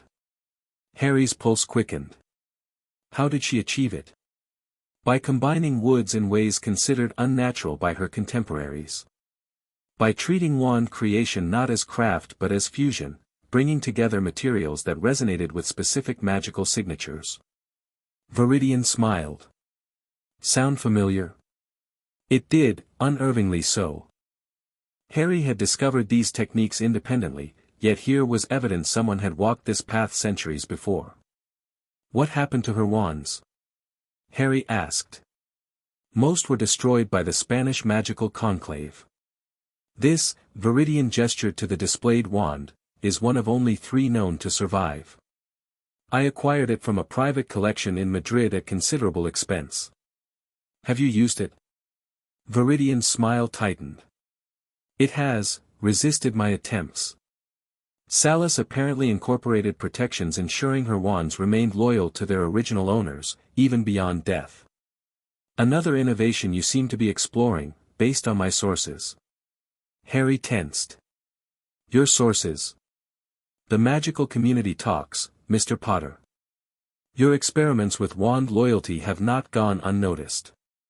Viridian tapped the glass case. I propose a collaboration. Your innovative techniques combined with my historical knowledge could revolutionize wand-making. Together, we could rediscover Salas's methods, perhaps even improve upon them. Why would I partner with someone who tried to steal my work? Harry asked bluntly. Viridian sighed. A regrettable misunderstanding. My test was merely to confirm the exceptional properties of your wands before approaching you with this proposal. He gestured around the room. I offer access to the most comprehensive private collection of historical wand lore in Europe. Research assistance from coalition specialists. And financial backing beyond anything the ministry would provide. In exchange for shared knowledge. Collaborative development. And yes, exclusive rights to distribute your wands through coalition-approved channels. Harry studied the man's face, searching for the deception he felt certain lurked behind the reasonable words. And if I refuse? Viridian's expression remained pleasant. Then you leave with my thanks for attending, and we continue our separate research paths. Though I would consider it a tremendous waste of potential. Before Harry could respond, the study door opened. Ron stood there, tension evident in his stance. Harry, we need to go, he said, voice clipped. Now. Mr. Weasley, we were just, Viridian began. 3 Aurors just arrived at the front door, Ron interrupted. Robards among them. Viridian's pleasant mask slipped momentarily, revealing annoyance. Ah. The Ministry's ongoing interest in our activities. Nothing to concern yourselves with. Yeah. Then why did your security wizard just activate containment wards around the property? Ron countered. Harry moved toward the door, hand slipping to his wand. What's going on, Viridian? The collector spread his hands. A simple misunderstanding, I'm sure. The Ministry occasionally takes an interest in our international guests. Border control concerns, import licenses for magical artifacts, bureaucratic matters. We're leaving, Harry said firmly. Of course. Though perhaps the rear exit would be more convenient. Viridian gestured to another door at the back of the study. To avoid unnecessary entanglements with Ministry officials who might misinterpret your presence here. Harry exchanged glances with Ron. Leaving through the back while Aurors entered the front looked suspicious at best, potentially incriminating at worst. On the other hand, being found at a gathering that had attracted Auror attention would raise questions Harry preferred to avoid. The rear exit, Harry decided. But if this is some kind of setup. You have my word, Viridian said smoothly. The garden path connects to Westbourne Grove. No one will impede your departure. Ron looked skeptical but nodded. They followed Viridian through the rear door into a narrow corridor that led to the enchanted garden they had glimpsed earlier. I'll leave you here, Viridian said at the garden entrance. Consider my offer, Mr. Potter. The opportunity remains open. As soon as Viridian disappeared back into the house, Ron grabbed Harry's arm. Portkey. Now. Wait, Harry murmured, scanning the garden. Something's off. The garden stretched before them, illuminated by floating lanterns that cast pools of golden light along winding paths. It seemed peaceful, empty of guests who had presumably moved inside upon the Aurors' arrival. Yet Harry felt a prickling sensation at the back of his neck, the familiar feeling of being watched. Hominum revelio, he whispered, focusing the spell to minimize its magical signature. A faint glow appeared around a figure concealed behind an ornamental hedge near the garden's exit. Another glow revealed a second figure positioned near a stone fountain to their left. Ambush, Ron muttered. Told you this was mental. Harry considered their options. The emergency port key would work, but activating it here would trigger the property's detection wards, potentially bringing the Aurors down on them before they could depart. They needed to reach the street. Follow my lead, Harry whispered. Ready? Ron nodded grimly. Harry cast a non-verbal disillusionment charm over both of them. Not perfect invisibility, but in the garden's dappled lighting, it might be enough. They moved carefully along the path, staying in shadow whenever possible.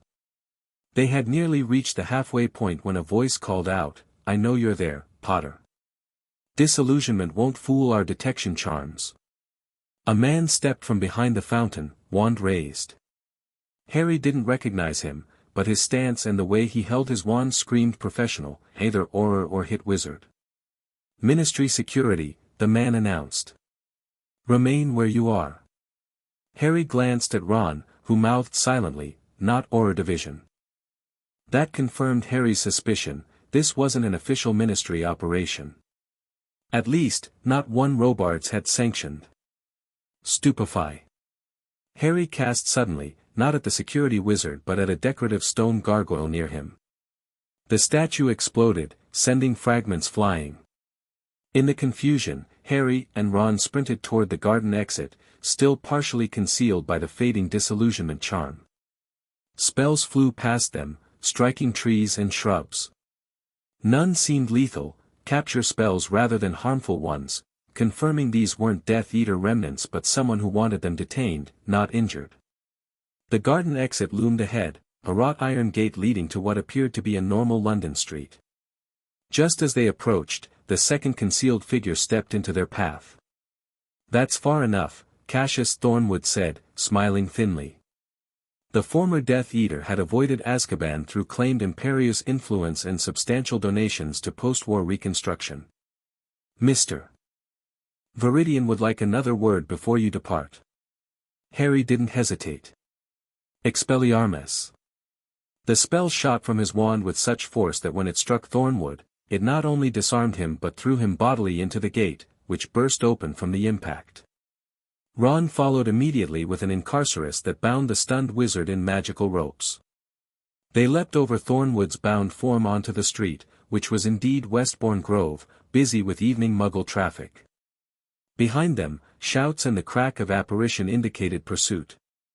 This way, Ron grabbed Harry's arm, pulling him toward a crowded pub across the street. They ducked inside, pushing through the Friday night crowd toward the back. Men's room, Ron directed, shouldering past a group of laughing muggles. Inside the cramped bathroom, Ron locked the door with a charm. Portkey now. Before they track our magical signatures. Harry nodded, pulling the charmed bottle cap from his pocket. They each placed a finger on it. Sanctuary, Harry said, activating the portkey's trigger word. The familiar hook-behind navel sensation yanked them away just as a detection spell washed against the bathroom door. They materialized in Grimmauld Place's kitchen, where Hermione and Ginny leapt to their feet, wands drawn. What happened? Ginny demanded. Your Patronus said you needed the backup plan active. Ambush, Ron explained, collapsing into a chair. Viridian's coalition meeting was either raided by Aurors or it was a setup from the start. Both, I think, Harry said, accepting the glass of water creature silently provided. Genuine meeting, genuine aura interest, but Viridian tried to use it to his advantage somehow. By having you caught by Aurors at a questionable gathering? Hermione frowned. No, Harry shook his head.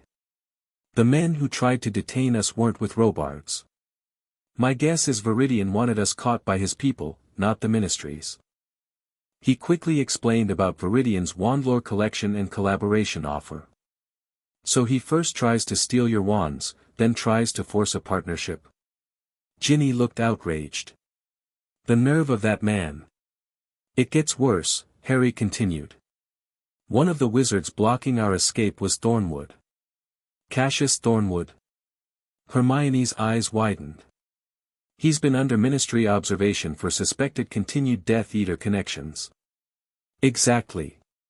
Which means Viridian's coalition might have darker affiliations than their innovative facade suggests. Ron stood and began pacing. We need to report this to Robards. If Thornwood is working with Viridian, and say what? Harry interrupted. That we snuck out the back door of a gathering being raided by Aurors, then attacked 2 wizards, one of whom works for the Ministry. When you put it that way. Ron grimaced. Besides, Harry continued, I'm not convinced Viridian was directly behind the ambush. He seemed genuinely annoyed when the Aurors arrived. So what do you think happened? Hermione asked. Harry ran a hand through his hair, trying to organize his thoughts. I think Viridian invited me genuinely wanting a partnership. The Aura raid was coincidental, or perhaps based on intelligence about other coalition members. When it happened, Thornwood saw an opportunity to capture me for his own purposes, with or without Viridian's approval. But why? Ginny frowned. My wands, Harry said simply. Or more specifically, my knowledge of how to make them. Imagine what someone like Thornwood could do with wands that amplify magical intent, that can't be easily disarmed or broken. A somber silence fell over the kitchen as they contemplated the implications. You need better security, Hermione said finally. For yourself and your workshop. And you need to be more selective about who gets your wands, Ron added. Harry nodded slowly. I've been working on that. A new binding technique that links each wand to its specific owner's magical signature. Is that legal? Hermione asked cautiously. Technically. It doesn't use blood or other restricted materials, just magical resonance. Harry smiled wryly. Though I suspect the Wandlore Society will add it to their list of my dangerous innovations. Speaking of, Ginny pulled a folded newspaper from her bag. Tomorrow's Prophet Early Edition. Rita Skeeter's been busy. The headline blared, Potter's Unbreakable Wands, Innovation or Threat to Magical Security? Harry groaned. Fantastic. It gets better. Ginny flipped to an inside page. The Wandlore Society has formally petitioned the Ministry to review your wand-making license. They're claiming your methods violate traditional safety protocols. They can't actually revoke your license, Hermione assured him. Not without evidence of harm or misuse. But they can make things difficult, inspections, restrictions, paperwork. Already dealing with that, Harry muttered. The quarterly inspections are becoming monthly, and the inspectors' questions get more detailed each time. Ron clapped him on the shoulder. Look on the bright side, you're so good they're scared of you. That's something, right? Harry managed a smile, though worry continued to gnaw at him. Tonight had confirmed his fears, his wands had attracted dangerous attention. Viridian, Thornwood, probably others. People who would go to extreme lengths to acquire his techniques. I need to make some changes, he said finally. Increase security, be more selective with clients, maybe relocate the workshop. About that, Ron said hesitantly. I've been thinking. The shop's too exposed in Diagon Alley. Too many people know where to find you. What if we moved operations somewhere unplottable? Like where? Harry asked. Bill mentioned that Shell Cottage has an outbuilding they never use. Coastal location, already under Fidelius, family property, so the Ministry has limited jurisdiction. That could work, Harry nodded thoughtfully. At least temporarily, until we find something more permanent. And what about existing clients? Hermione asked. You've got orders scheduled for months. I'll honor those I've already committed to, but carefully. Screen them more thoroughly, deliver the wands personally rather than from the shop. Harry stood, decision made. Starting tomorrow, the Wandsmith goes underground, invitation only, referrals from trusted sources. The Ministry won't like that, Hermione warned. Harry shrugged. Better they be annoyed than my wands end up in Thornwood's hands, or worse, whoever he's working for. The following week passed in a blur of activity. Harry and Ron quietly moved essential equipment and materials from the Diagon Alley shop to the Shell Cottage outbuilding, which Bill and Fleur had enthusiastically offered for Harry's use. The building itself was little more than a stone shed, but magic quickly transformed it into a functional workshop. Unplottable, under Fidelius, and I've added some special features, Bill explained, showing Harry the security enhancements. These detection wards are based on Egyptian tomb protections, they sense intent rather than just magical signatures. Brilliant, Harry said appreciatively. Will they trigger if someone approaches with hostile intentions? Better than that, Bill grinned. They'll redirect the person. Anyone approaching with harmful intent will find themselves walking in circles, always seeing the cottage in the distance but never reaching it. Meanwhile, Ron handled communications with existing clients, arranging alternate meeting locations for wand deliveries and fittings. Hermione, despite her reservations about the quasi-legal nature of Harry's new arrangement, helped develop a secure message system using enchanted parchment that only the intended recipient could read. Not everyone was pleased with the new setup. The Department of Magical Artifacts sent increasingly stern letters regarding Harry's obligation to maintain an inspectable premises. Harry responded with carefully worded assurances that he remained in compliance with registration requirements while avoiding mentioning his actual location. You're technically in compliance, Hermione admitted after reviewing his latest response.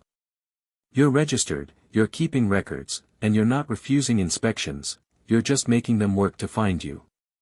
Exactly, Harry said, not looking up from the wand he was crafting, a complex combination of rowan and ash for an Auror who had lost his wand during a raid on a dark artifact smuggling operation. If they're really concerned about safety rather than control, they'll make the effort. The Diagon Alley shop remained open, but only as a contact point. Ginny had volunteered to staff it part-time, screening potential clients and directing approved ones to secure meeting locations. The arrangement worked smoothly, with the added benefit of throwing off anyone attempting to track Harry's movements. Just as things were settling into a workable routine, an unexpected visitor arrived at Shell Cottage. Harry was deep in concentration, working on a particularly delicate core binding, when the workshop door opened. Expecting Bill or Ron, he didn't look up immediately. "Just a minute," he murmured, carefully aligning a phoenix feather within a channel carved into combined woods. "Fascinating technique, Mr. Potter." Not how Ollivander would approach it, but effective nonetheless. Harry's head snapped up. Garrick Ollivander stood in the doorway, looking friendlier than when Harry had last seen him, but with the same silvery eyes that seemed to see beyond surfaces. "Mr. Ollivander," Harry said, carefully setting down his tools. "How did you find you?" The Wandmaker smiled slightly. "I created Mr. Weasley's wand, Mr. Potter. I can sense its location when I focus my attention appropriately. A useful skill when one has sold thousands of wands over a lifetime." "I didn't realize that was possible," Harry said, making a mental note to research countermeasures. "Few do." Ollivander moved into the workshop, examining Harry's setup with professional interest. "You've expanded your operations considerably since our last meeting. Circumstances required adaptation." Harry gestured to a stool. "Please, sit. You shouldn't have traveled all this way. Age has its limitations, but I am not yet confined to my shop." Ollivander lowered himself carefully onto the offered seat. "I've been following your situation with interest. The Wandlore Society's petition, Mr. Viridian's coalition, the Ministry's increased scrutiny." Harry tensed slightly. "And your opinion?" "That innovation in wand-making is long overdue," Ollivander said simply. "The Society fears what it cannot control, the Ministry what it cannot regulate, and men like Viridian covet what they cannot create themselves." Surprised, Harry studied the old wandmaker's face. "I thought you'd side with tradition." "I respect tradition, Mr. Potter. I do not worship it." Ollivander gestured toward the half-completed wand on Harry's workbench. "Your methods are unorthodox, but your results speak for themselves. Wands with heightened connection to their wielder's intent, resistant to disarming, capable of nuanced magical interpretation." He shook his head in admiration. "Work that might have taken generations to develop, had you followed traditional paths. Then why have you never experimented with combined woods?" Harry asked. "I did, in my youth." Ollivander's expression turned wistful. "My father disapproved. After several unfortunate incidents, I returned to traditional methods. Perhaps lacking your particular intuition for compatible combinations." Harry absorbed this revelation with interest. "So you don't think my wands are dangerous?" "All wands are dangerous, Mr. Potter. A simple oak and unicorn hair wand can kill if the intent behind it is murderous." Ollivander fixed Harry with his penetrating gaze. "But I believe your creations are no more inherently dangerous than any other wands. Their power lies in their responsiveness, not destructiveness." "Try telling that to the Ministry," Harry muttered. "Actually, that's partly why I'm here." Ollivander reached into his robes and withdrew a sealed parchment. "The Wisingamat has convened a special committee to evaluate wand-making regulations in light of recent innovations. I've been asked to testify as an expert witness, and I suggested they hear from you as well."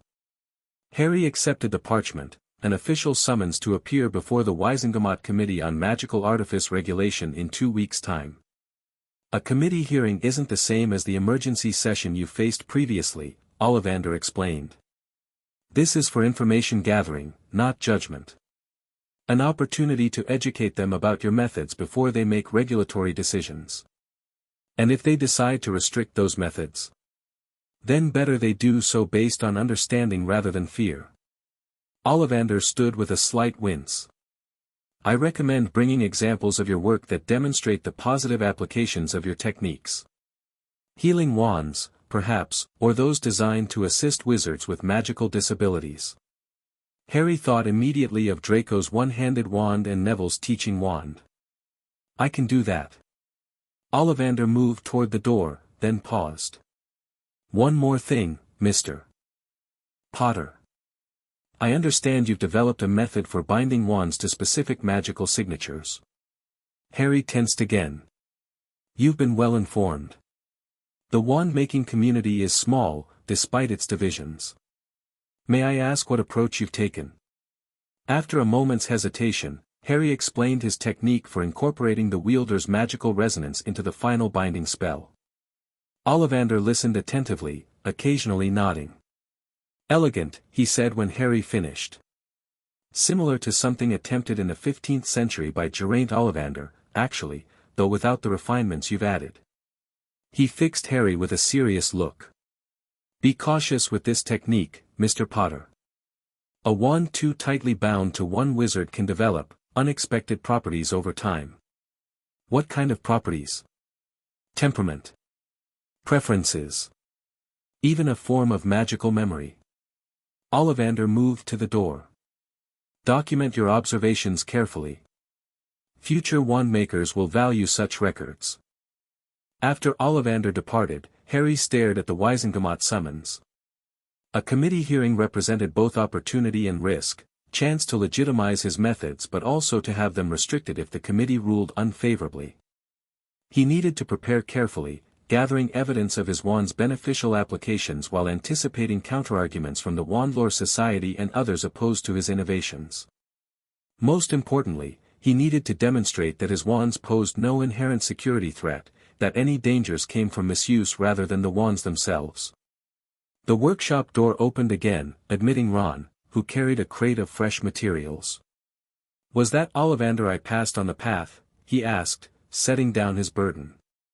Harry nodded, holding up the summons. Committee hearing at the Wisengamot.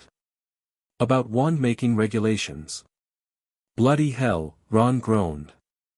Another ministry showdown. Looks that way. Harry returned to his workbench. We've got 2 weeks to prepare.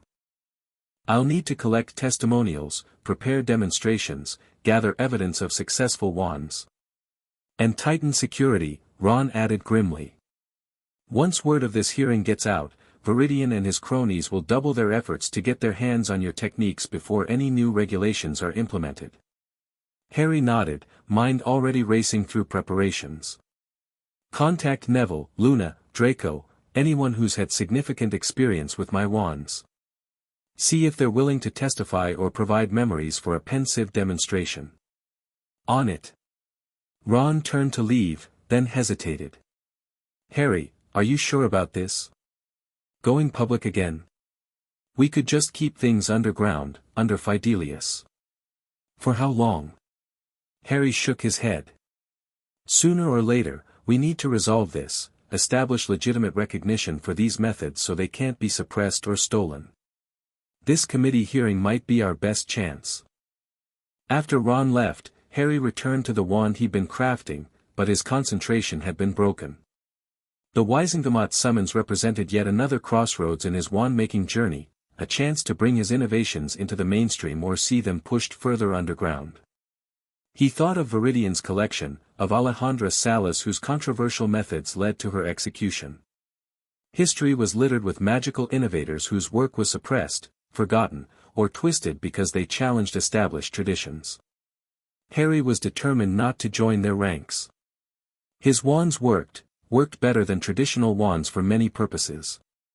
The wizarding world needed to recognize that, regulations and traditions be damned. With renewed focus, he returned to binding the Phoenix Feather Core, each precise movement a silent declaration of his intent to forge his own path through the complex world of wandlore. The 2 weeks before the Wisengamot hearing passed in a flurry of preparation.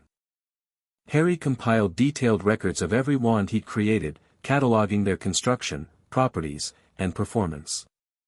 With Hermione's help, he prepared concise explanations of his techniques that emphasized their foundations in established magical theory while highlighting the innovations that made them unique.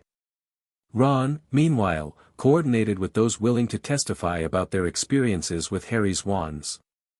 The list grew impressively: Neville, Luna, and several other DA members, Draco Malfoy, whose one-handed wand had drawn interest from St. Mungo's specialists in magical rehabilitation, even Percy, who vouched for the enhanced efficiency his repaired wand brought to his ministry work. Even got a testimonial from Kingsley himself, Ron announced proudly one evening. Not as minister, of course, just as a wizard who's observed your wands in action. Says they represent the kind of practical innovation the wizarding world should embrace rather than fear. 5 days before the hearing, Harry received an unexpected owl from Ollivander, requesting an urgent meeting at the Wandmaker's shop. Concerned, Harry apparat to Diagon Alley immediately, finding the usually quiet shop bustling with activity. Auror stood at the entrance, checking the identification of everyone seeking to enter. Mr. Potter, one nodded, recognizing him. Mr. Ollivander is expecting you. Inside, Harry found the shop in disarray, display cases emptied, wand boxes scattered, and Ollivander himself looking shaken as he spoke with Gawain Robards, head of the Auror office. What happened? Harry asked, approaching them. Break-in last night, Robards said grimly. Professionals. Disabled the wards without triggering alarms, knew exactly what they were looking for. My records, Ollivander elaborated, his voice unusually tight.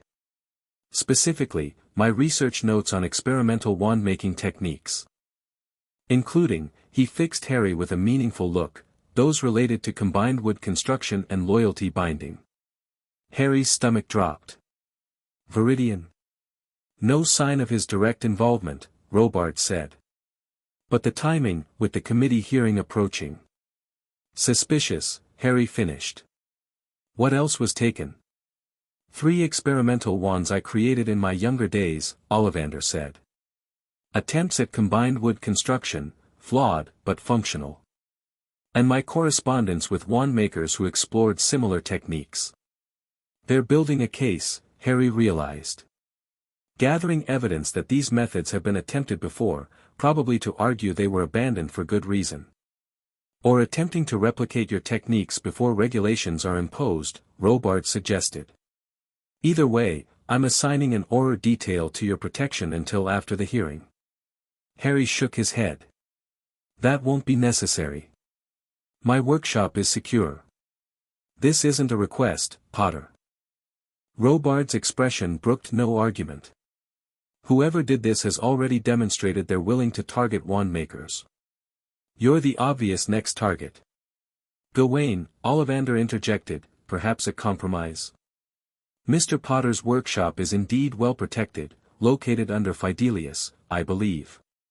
Rather than assigned protection, perhaps enhanced perimeter security around his known locations. Robards frowned but nodded. Fine. But I want daily check-ins, Potter. And any suspicious activity reported immediately. After the Auror chief departed, Ollivander led Harry to his back room, which had largely escaped the intruder's attention.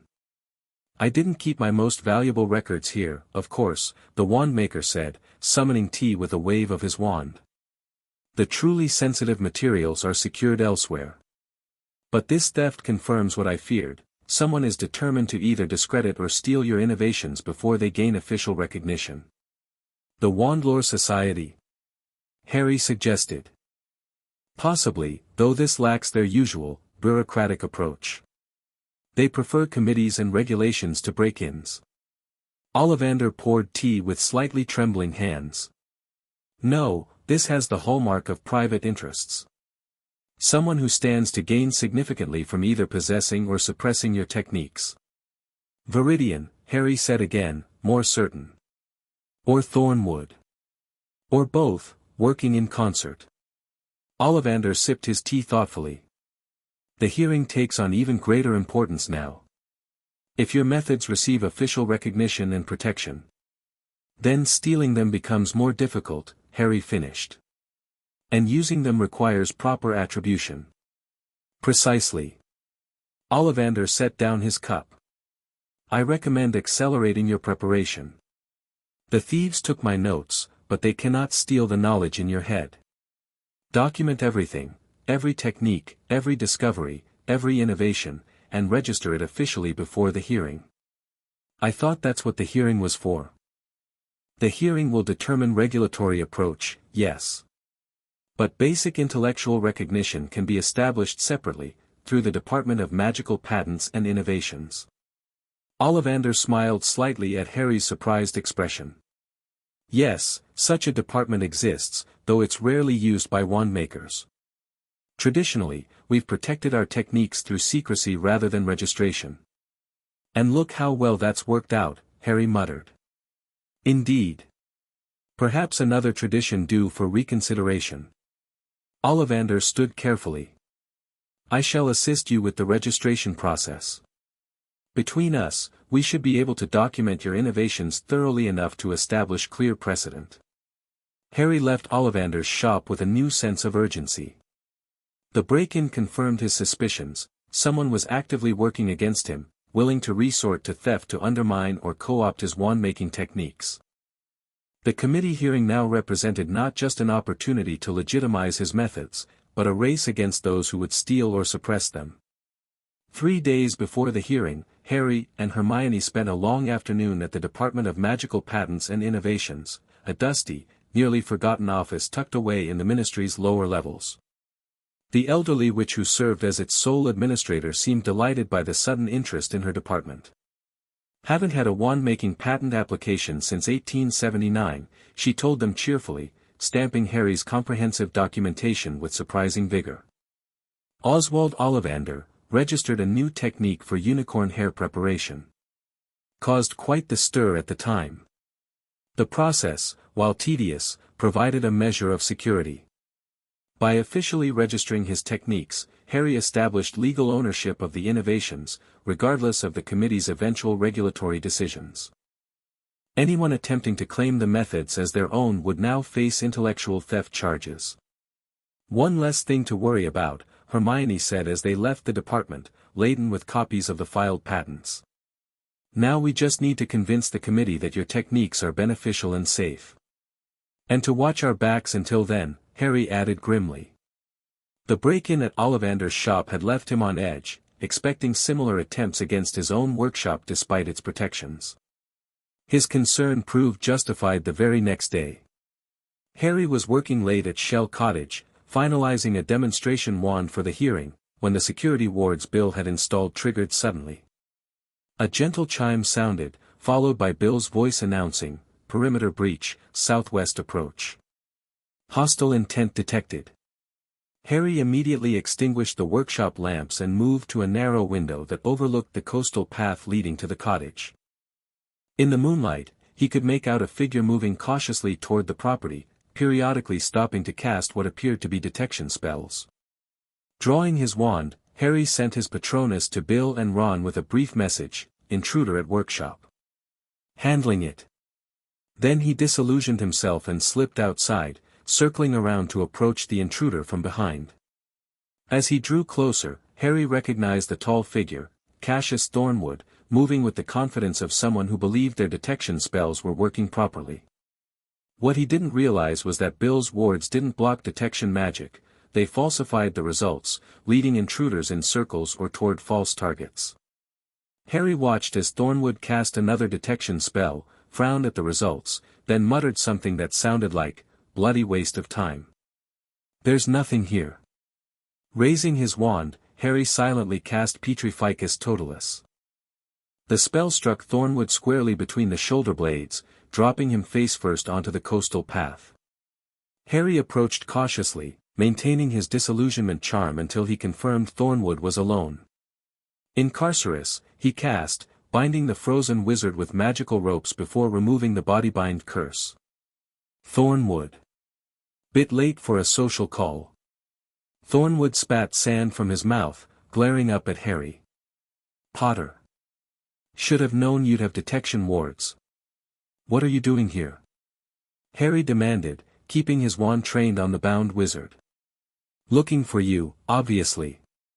Thornwood's voice carried a practiced aristocratic drawl similar to Lucius Malfoy's. You've become difficult to reach through conventional channels. For good reason. Last time we met, you tried to prevent me from leaving a gathering I'd been invited to.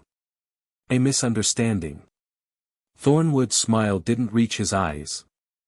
I merely wished to extend our conversation. While working with Viridian to ambush me, Harry countered. Try again. Thornwood's expression hardened. Very well, Potter. Directness, then. I represent certain interests who find your wand-making techniques valuable. We're prepared to offer substantial compensation for exclusive access. Not interested. 5,000 galleons. Per wand. Harry raised an eyebrow.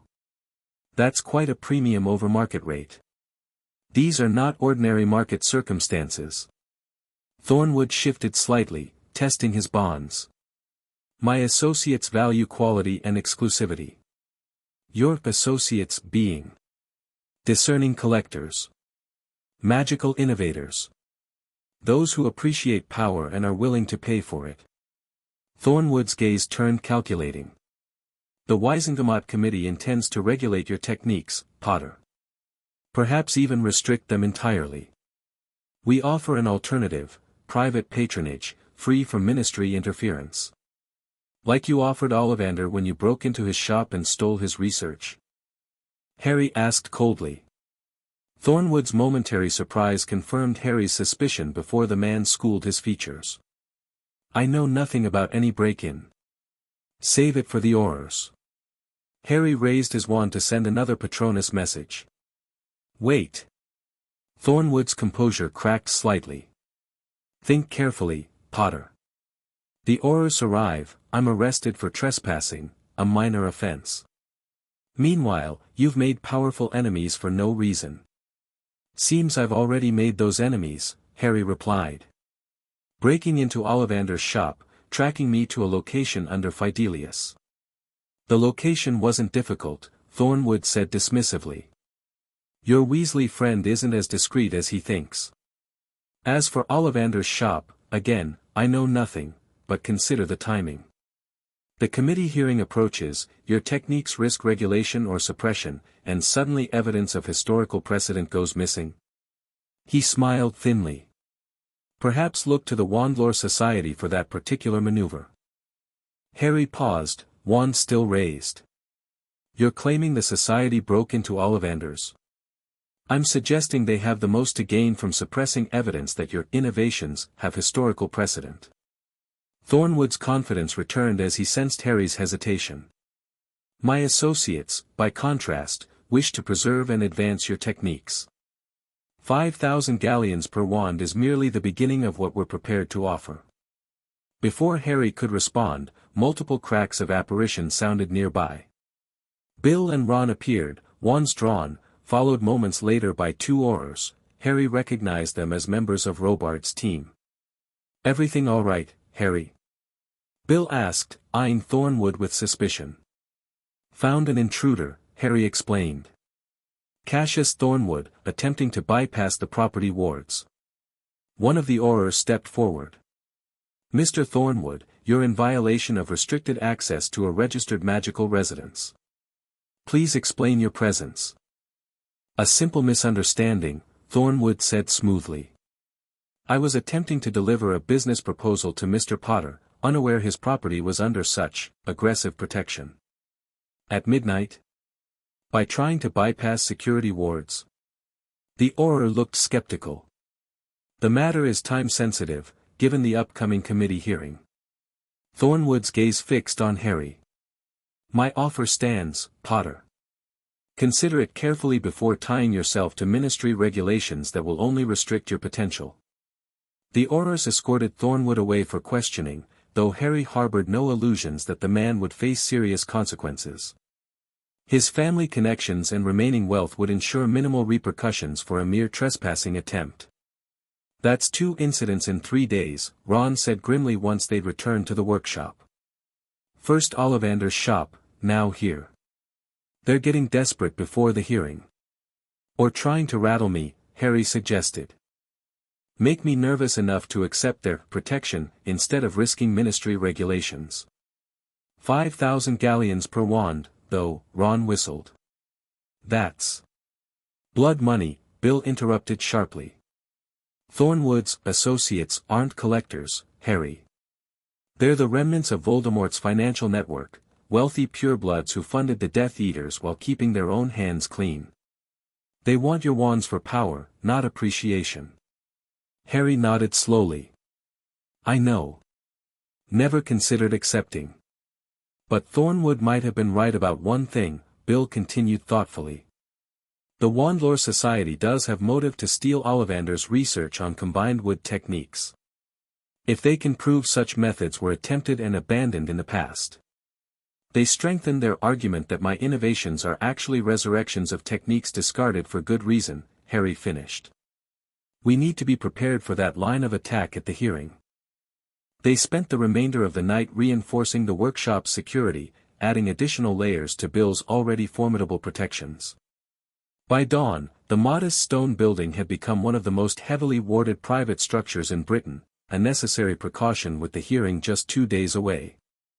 The morning of the Wisengamot Committee hearing arrived with tense anticipation. Harry had barely slept, spending most of the night organizing his presentation and preparing demonstration wands. His comprehensive documentation from the Department of Magical Patents was organized into clear, concise exhibits with Hermione's help, and testimonials from wand users had been collected in both written form and as pensive memories. Ready for this? Ron asked as they prepared to depart for the ministry. Harry nodded, securing his case of demonstration wands. As ready as I'll ever be. The committee hearing room was smaller than the full Wisengamot chamber, designed for detailed presentations rather than dramatic proceedings. A panel of 7 witches and wizards in plum robes sat at a raised table, while seats for witnesses and observers filled the remainder of the space. Harry immediately noticed the strategic positioning of various factions. The Wandlore Society representatives, identifiable by their traditional robes with wand motif embroidery, occupied a block of seats to the left. Ministry officials from relevant departments sat in the center, expressions professionally neutral.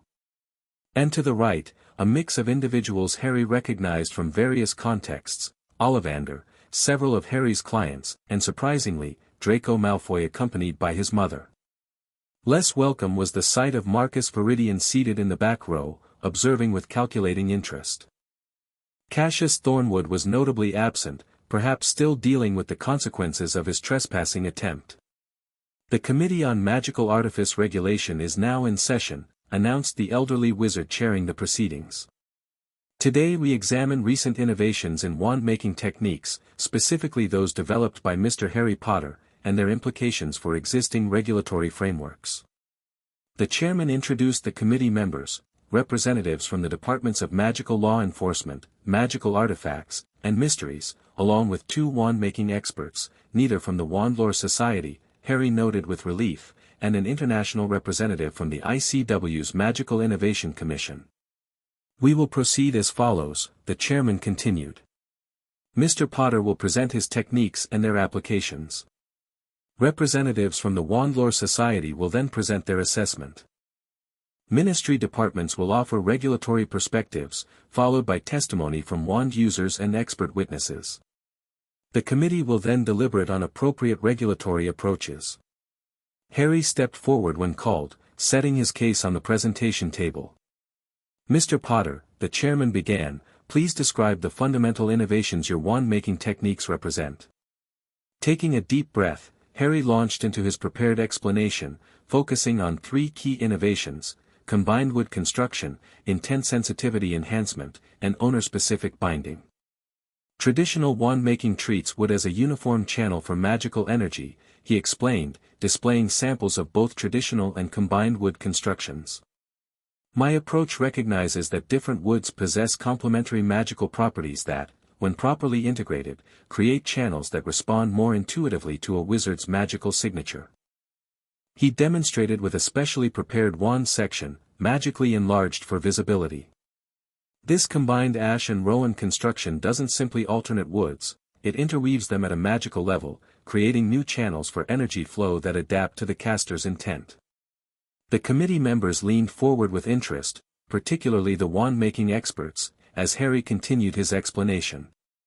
He moved methodically through his innovations, emphasizing their foundations in established magical theory while highlighting the practical benefits they provided. The result, he concluded, is wands that form deeper connections with their owners, respond more precisely to magical intent, and resist unauthorized use more effectively than traditional constructions. Questions from the committee followed, probing the specifics of his techniques. The representative from the Department of Mysteries seemed particularly interested in the owner-specific binding. This binding, she asked, how does it differ from the natural affinity a wand develops for its chosen wizard? Traditional wand affinity is fluid, Harry explained. A wand can switch allegiance when won from its owner. My binding technique incorporates the owner's magical signature directly into the wand structure during creation, establishing a more permanent connection. Preventing theft, the witch pressed. Not preventing it physically, but making stolen wands less useful to the thief, Harry clarified. The wand resists casting that contradicts its bound owner's general magical nature. The Wand Lore Society representatives were next to present. Their spokesman, an elderly wizard named Bartholomew Walpert, approached with the stiff dignity of someone defending ancient traditions.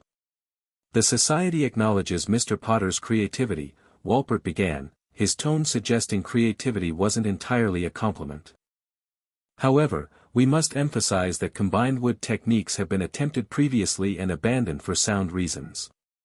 He produced several historical texts and wand-making journals, some of which Harry recognized as similar to those stolen from Ollivander's shop.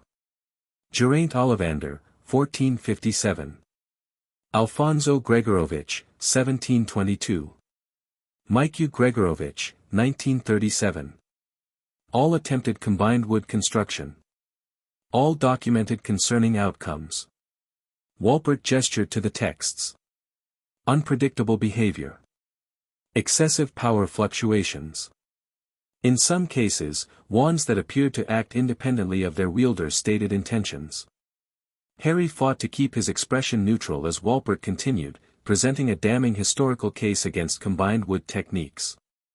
Many of the examples cited came directly from research Harry knew had been stolen from Ollivander's shop days before. When Walpert finished, the chairman turned to Harry. Mr. Potter, your response to these historical concerns? Harry stood again. The historical attempts cited by Mr. Walpert used fundamentally different approaches to wood combination. They attempted physical grafting or layering rather than magical integration. The failures resulted from incompatible woods forced together without proper understanding of their magical resonance. He displayed his own detailed diagrams. My technique begins with magical compatibility assessment, ensuring the woods naturally harmonize before any physical construction begins. This eliminates the instability issues documented in those historical attempts. The back and forth continued, with Harry addressing each historical objection by highlighting the differences in his approach. Gradually, he sensed the committee's skepticism shifting toward cautious interest, particularly when he invited them to examine demonstration wands he'd prepared specifically to showcase the stability and predictability of his methods. The ministry representatives presented next, offering various regulatory perspectives. The Department of Magical Law Enforcement expressed concern about wands resistant to disarming charms, while the Department of Magical Artifacts worried about the precedent of wands bound to specific owners. Such binding, their representative argued, could create legal complexities regarding wand ownership, inheritance, and transfer that our current regulatory framework isn't equipped to address. Harry acknowledged these concerns while emphasizing the potential benefits: reduced wand theft, enhanced spell precision for specialized fields like healing and curse breaking, and accessibility improvements for wizards with magical disabilities or limitations. The witness testimonials proved most compelling.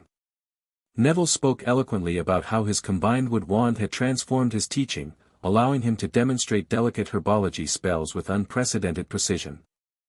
Luna described complex magical creature interactions made possible by her wand's enhanced sensitivity to subtle magical fields. Most surprisingly effective was Draco Malfoy's testimony, delivered with quiet dignity despite the whispers his appearance provoked. After losing my arm, he stated, holding up his empty sleeve, standard wands became virtually unusable for advanced magic. Casting complex spells one-handed requires precision traditional wands simply don't accommodate. He demonstrated with his blackthorn wand, casting a series of challenging charms with fluid, abbreviated movements. Potter's wand doesn't merely channel my magic, it completes my intent where my physical movement cannot. St. Mungo's representatives followed Draco, expressing strong interest in wands specifically designed for patients with magical injuries or disabilities. The potential applications for rehabilitation are significant, their head healer testified. Patients who currently struggle with standard wands might regain full magical functionality with appropriately designed alternatives. By the time Ollivander himself testified, offering historical context and professional validation of Harry's innovations, the committee's initial skepticism had largely transformed into cautious support. Even the Wandlore Society representatives appeared less hostile, several of them examining Harry's demonstration wands with professional curiosity during breaks in testimony. The hearing concluded late in the afternoon, with the committee announcing they would deliberate overnight before issuing their recommendations. Harry left the ministry physically exhausted but cautiously optimistic. "You were brilliant," Hermione assured him as they gathered at the Leaky Cauldron afterward. "Clear, factual, and the demonstrations were perfect." The look on Walpert's face when you explained how your technique differs from the historical attempts, Ron grinned. "Priceless." "Don't celebrate yet," Harry cautioned. "The committee still has to make their decision." "They'll regulate but not restrict," Draco predicted, joining their conversation unexpectedly. His testimony had created an awkward truce between him and Harry's friends. Additional documentation requirements, perhaps mandatory stability testing, but they won't block the techniques entirely. Not after the rehabilitation potential was demonstrated. Harry nodded agreement. "That's my guess too. I can live with extra documentation if it means official recognition." "What about the ownership binding?" Ginny asked. That seemed to concern them the most. "With good reason," Draco said. "It fundamentally changes the relationship between wizard and wand. The philosophical implications alone will keep the Department of Mysteries busy for years." The conversation continued, analyzing each aspect of the hearing and speculating about the committee's likely decision. Harry participated only peripherally, his attention repeatedly drawn to a figure seated alone at the bar, Marcus Viridian, watching their celebration with calculated interest. Eventually, Harry excused himself and approached Viridian directly. "Enjoying the show?" Viridian smiled thinly. "Observing a pivotal moment in Wandlore history. You performed admirably today, Mr. Potter." "Surprised?" "You and Thornwood seemed convinced the committee would shut me down."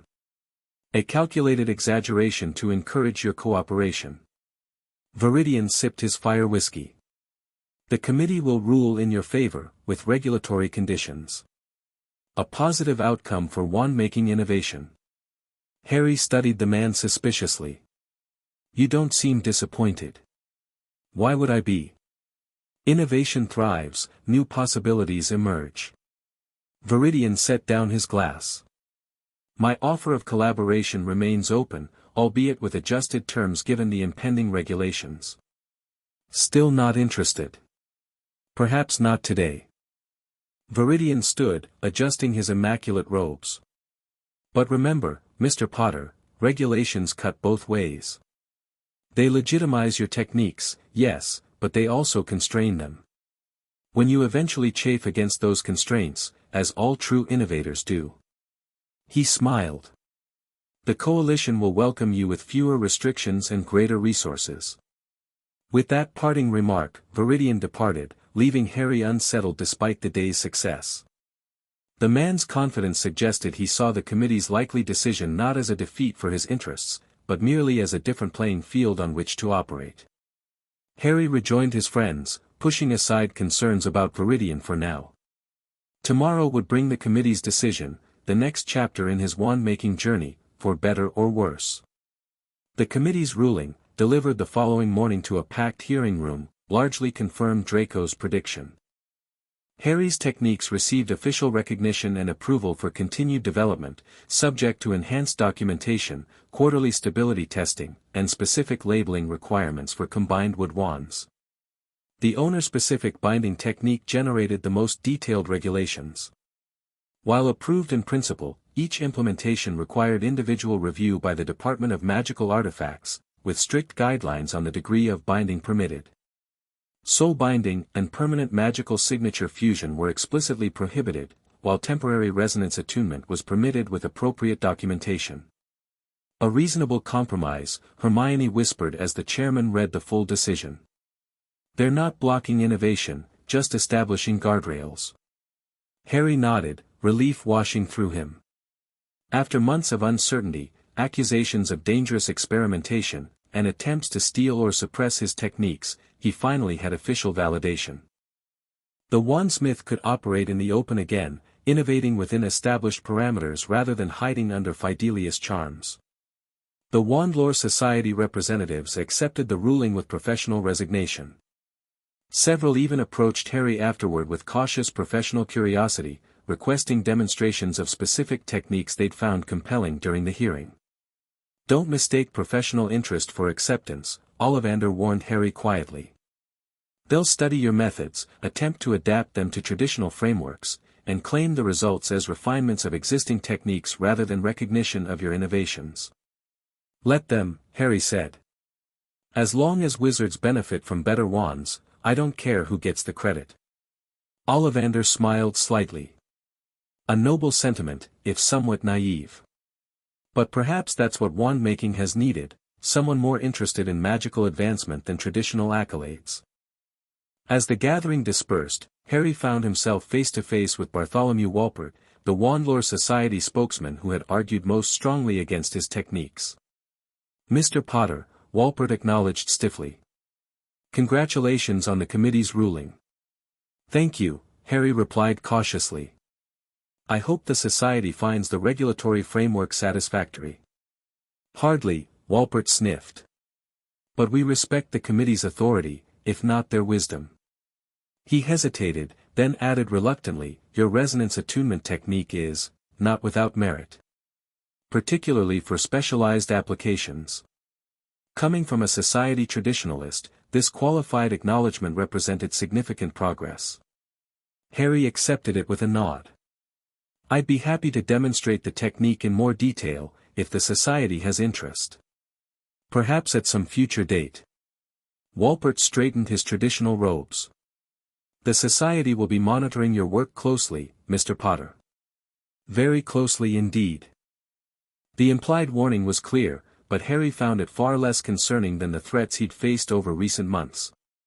Official scrutiny he could manage, it was the unofficial, shadowy interest from figures like Viridian and Thornwood that had posed the greater danger. Speaking of whom? Harry scanned the dispersing crowd, noting Viridian's absence. The collector had attended the ruling announcement but departed immediately afterward, without attempting to approach Harry.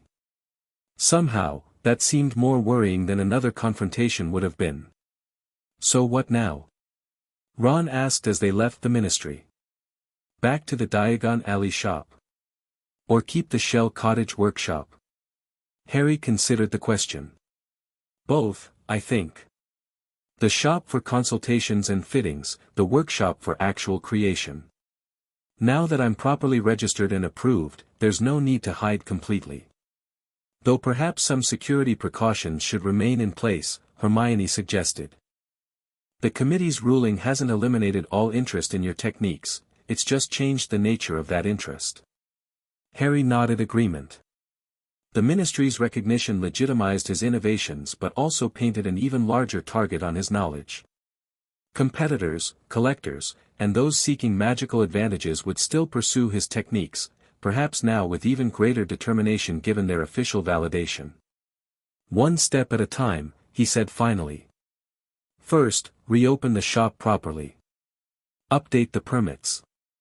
Complete the backlog of commissions that built up during all this chaos. And then? Ginny prompted, taking his hand. Harry smiled. Then we keep pushing forward. The combined wood technique is just the beginning. There's so much more to explore in wand lore, core combinations, resonance amplification, specialized focusing elements. The Wandsmith rides again, Ron grinned. Just try to keep the ministry showdowns to a minimum for a while, yeah. My nerves could use a break. As they walked through London toward the leaky cauldron, Harry felt a weight lift from his shoulders. The past 6 months had transformed him from an experimental wandmaker working in secret to an officially recognized innovator with ministry-approved techniques. The journey had brought dangers, confrontations, and unexpected allies, but through it all, he'd remained true to his conviction that wandmaking could, and should, evolve beyond its traditional constraints. Viridian's parting words echoed in his mind, when you eventually chafe against those constraints, as all true innovators do. The man wasn't entirely wrong. The committee's regulations would inevitably limit certain avenues of exploration, potentially blocking discoveries yet unimagined. But for now, the framework they'd established provided something Harry hadn't fully realized he needed: legitimacy. Not just permission to create, but recognition that his creations had value beyond his own perception. The Wandsmith had survived his crucible. Whatever challenges lay ahead, further innovations, persistent adversaries, the complex balance between creativity and responsibility, Harry faced them now not as a rogue experimenter but as a recognized contributor to wizarding knowledge. That alone made the struggles of recent months worthwhile. As they reached the leaky cauldron, Harry's gaze caught on a Daily Prophet headline displayed in the window: Potter's wand-making methods approved, a new ERA in magical crafting begins. A new era indeed. And Harry Potter, once again at its center, not because prophecy or circumstance had placed him there, but because he had forged his own path with determination, creativity, and an unwavering belief in the possibility of something better.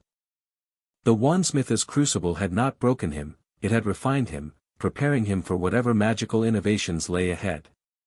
Chapter 3, The Unbreakable Path. 6 months after the ministry's approval, and Harry still couldn't believe how quickly things had changed. The Wandsmith had gone from controversial experiment to magical phenomenon. Witches and wizards traveled from across the globe seeking his creations, and the waiting list stretched over a year despite working 12-hour days. Another letter from the American delegation, Ron called, waving a thick envelope as he entered the workshop. They're offering to triple your fee if you'll bump them up the queue. Harry looked up from the intricate cedar and blackthorn combination he'd been working on, wiping sweat from his forehead. They can wait like everyone else. That's what I told them, but more politely. Ron dropped into the chair beside Harry's workbench. Also, Hermione sent word. The Wandlore Societies filed another complaint about your excessive innovation rate.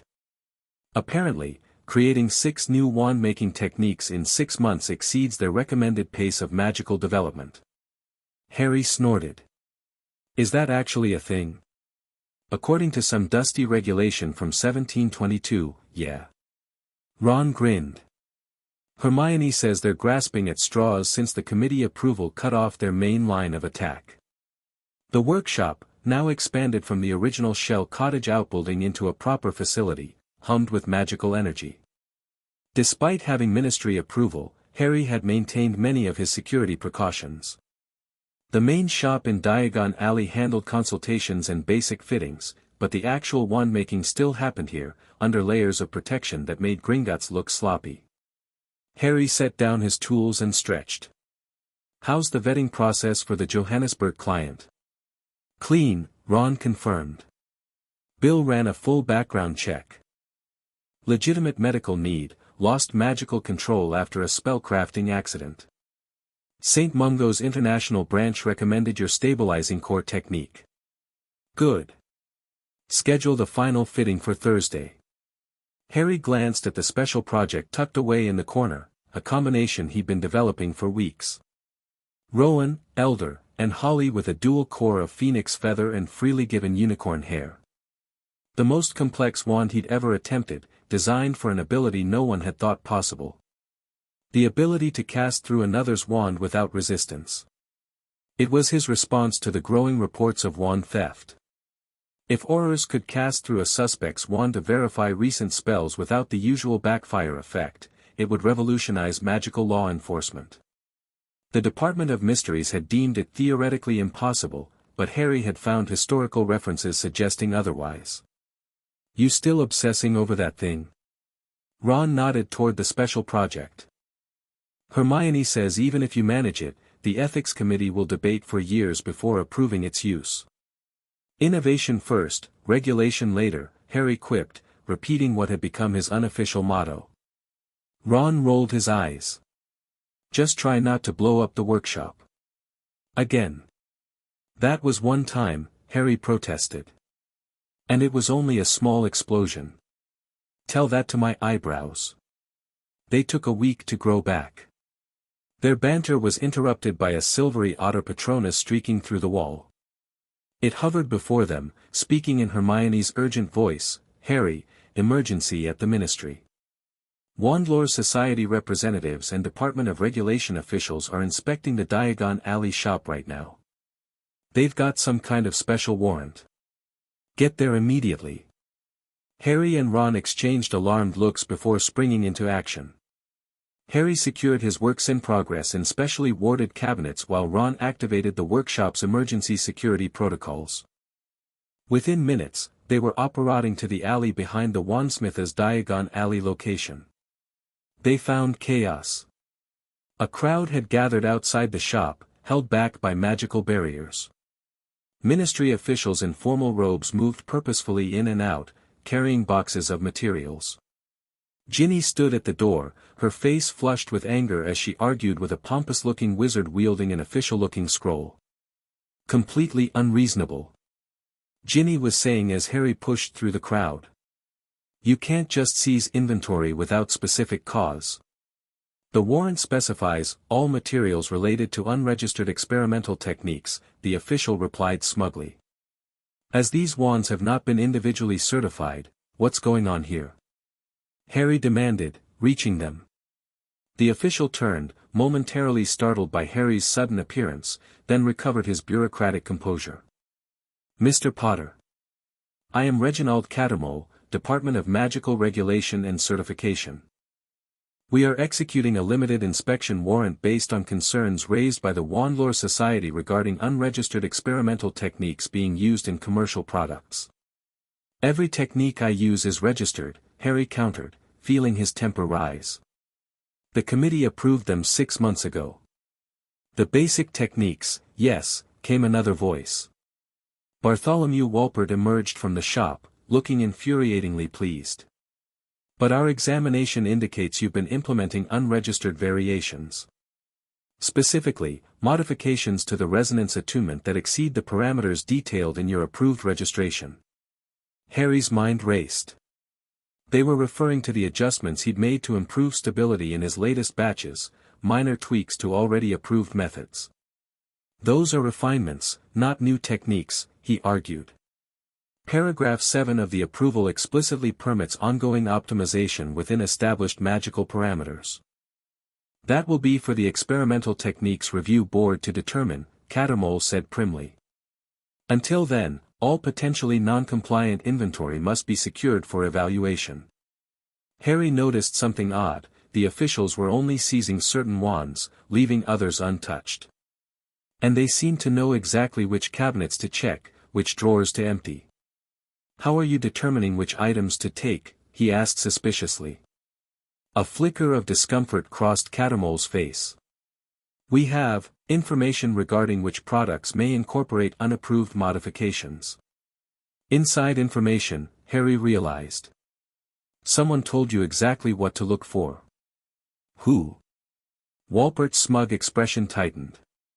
The Society has many sources concerned about magical safety, Mr. Potter.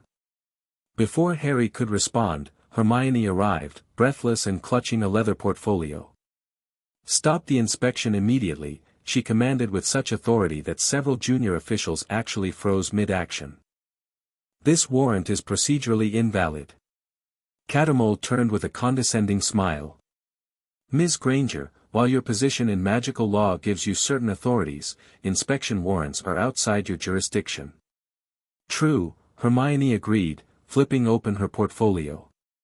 But not outside the jurisdiction of the Department of Magical Innovation Protection, which requires 72 hours notice before inspection of any magically innovative process. She thrust a document forward. This counter-it suspends your inspection pending proper notification procedures. Catamol's face flushed as he examined the document. This is most irregular. The Society's concerns about public safety can be addressed through proper channels, Hermione finished firmly. Now please return Mr. Potter's property and vacate these premises until the appropriate protocols have been followed. For a moment, Harry thought Catamol might argue further, but the official deflated under Hermione's unwavering stare.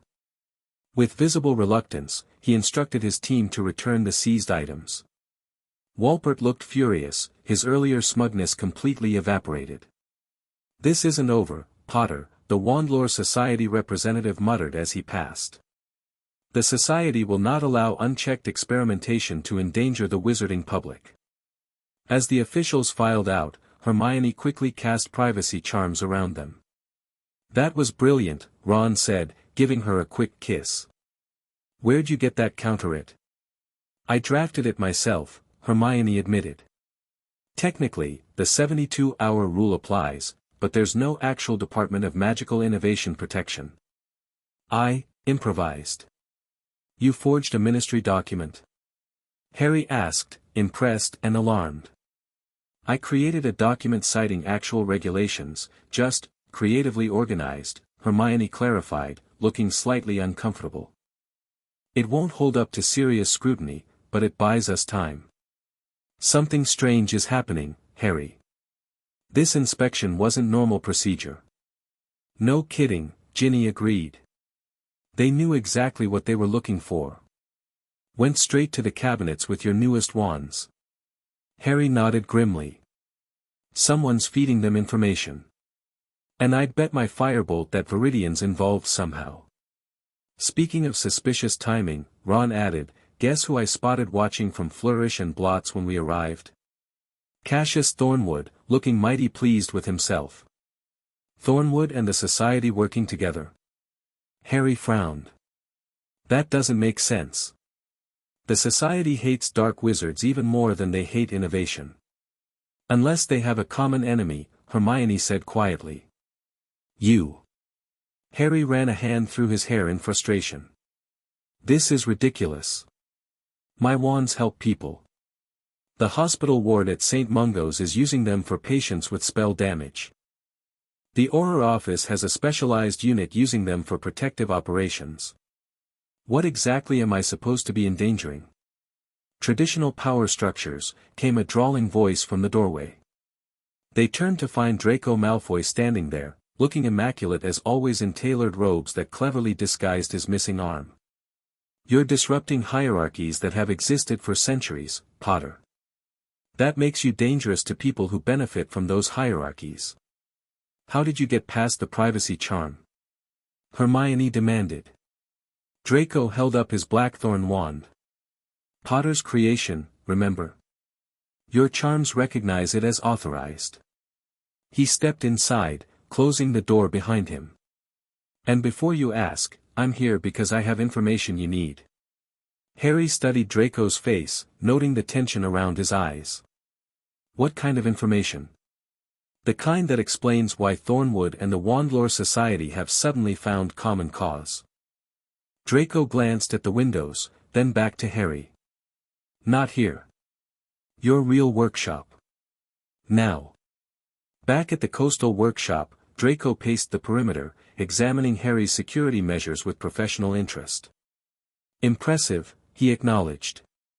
"Almost as good as Malfoy Manors. Before the Ministry dismantled most of them, anyway." "The information, Malfoy," Ron prompted impatiently. Draco stopped pacing and turned to face them. "There's a new player involved. Someone who's bringing together various factions that oppose Potter's wand-making innovations. Offering them different incentives while keeping their true goal hidden." "Viridian," Harry guessed. "Yes, but he's not working alone anymore." Draco hesitated. He's partnered with Dolores Umbridge. The name hit like a physical blow. Harry hadn't heard it in years, not since her quiet release from Azkaban after serving a reduced sentence for her wartime activities. Umbridge? Hermione looked skeptical. She has no standing in the wizarding world anymore. Her reputation is being carefully rehabilitated, Draco interrupted. She's positioning herself as an advocate for magical security and protector of traditional wizarding values. Working behind the scenes, building a coalition of conservative elements worried about rapid post-war changes. But why target my wand specifically? Harry asked. Because they represent everything she opposes, innovation that democratizes magical power. Draco tapped his blackthorn wand against his palm. Think about it. Your wands make magic more accessible, more responsive to intent rather than rigid technique. They help wizards with disabilities or limited training achieve results previously reserved for the magically privileged.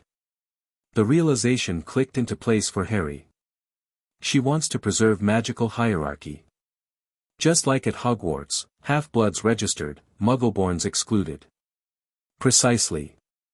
Draco nodded. But she's learned subtlety since her ministry days. She's working through proxies, the Wandlore Society, traditionalist ministry officials, even former Death Eater sympathizers like Thornwood who see your innovations as threatening pure-blood advantages. How do you know all this? Ron asked suspiciously. A flash of annoyance crossed Draco's face. Because they approached my father, Weasley. Thought he'd jump at the chance to suppress Potter's dangerous democratization of magical power. He declined, but not before learning enough details to concern him. Your father refused to work against me. Harry couldn't hide his skepticism. My father's priorities have evolved since the war. Draco's expression turned complex. He's more concerned with family survival than ideology these days. Besides, he recognizes a losing battle when he sees one. Your wand-making innovations are too valuable, too broadly beneficial to be successfully suppressed. So what's their actual plan? Ginny asked. Harassment through ministry inspections seems pretty small scale. That's just the visible part, designed to keep you distracted while the real operation unfolds. Draco hesitated. My father couldn't discover the full details, but he heard phrases like magical rebalancing and control mechanism that concerned him enough to send me here. Harry exchanged glances with his friends. That's not much to go on. It's more than you had 10 minutes ago, Draco countered irritably. Look, I've delivered my message. What you do with it is your problem. He turned to leave, then paused. One more thing. Whatever they're planning culminates soon. Father heard Umbridge tell Thornwood that the solstice operation cannot be delayed. That's less than a week away. After Draco departed, Harry immediately called an emergency meeting. Within hours, Bill, Fleur, George, Neville, and Luna had joined them at Shell Cottage, gathered around the kitchen table as Harry explained the situation. So Umbridge is back, working with Viridian and Thornwood, and they've somehow convinced the Wandlore Society to join their crusade against Harry's wands, Bill summarized. And they've got something big planned for the summer solstice. Which is exactly the kind of vague threat that's impossible to counter, Ron added glumly. Not entirely impossible, Luna said dreamily. The solstice has significant magical properties. It's when certain barriers between magical domains are thinnest. Neville nodded. Luna's right. Many magical creatures become more active during solstices. It's when Didney harvests are most potent, when certain protective wards need reinforcement. And when certain dark rituals are most effective, Bill added grimly. Particularly those involving magical transference or control. Harry's mind raced, connecting fragments of information. Viridian's collection included wands with unusual control properties. He was particularly interested in my owner-specific binding techniques. And now they're using terms like control mechanism. They're developing something to control magical beings, Hermione concluded, her expression horrified. Using your wand-making techniques as a component. But control what? Ginny asked. And how does harassing Harry's shop help them? The inspection. Harry exclaimed suddenly. They weren't just looking for evidence of unapproved techniques, they were looking for specific wands. Wands with properties they need for whatever they're building. Did they take anything? Bill asked urgently. No, Hermione stopped them before. Harry froze, a terrible suspicion forming. Wait. We need to inventory everything. Right now. A thorough check of both the Diagon Alley shop and the Coastal Workshop confirmed Harry's fears. Several experimental wands were missing, not taken during the inspection, but apparently stolen earlier, replaced with nearly identical non-functional copies that wouldn't be noticed during casual checks. 7 wands gone, Harry said grimly, examining the clever forgeries. All prototypes exploring different aspects of magical control and enhancement. Professional job, Bill noted, casting diagnostic spells on the forgeries. These replicas are remarkably detailed, they'd fool anyone who wasn't the original creator. Inside job, then, Ron concluded. Someone with access to both locations, who knew exactly what to look for. But who? Ginny asked. Only people we trust have that kind of access. An uncomfortable silence fell as they considered the implications. Someone they trusted had betrayed them, or been compromised. We need to identify what the stolen wands have in common, Hermione said finally, always practical. Maybe that will tell us what they're planning. Harry retrieved his detailed notes on each missing wand. 3 were experiments in distance casting, allowing the wielder to direct spells at targets beyond normal range. 2 focused on spell amplification for protective barriers. 1 was designed to establish magical connections between linked objects, and the last.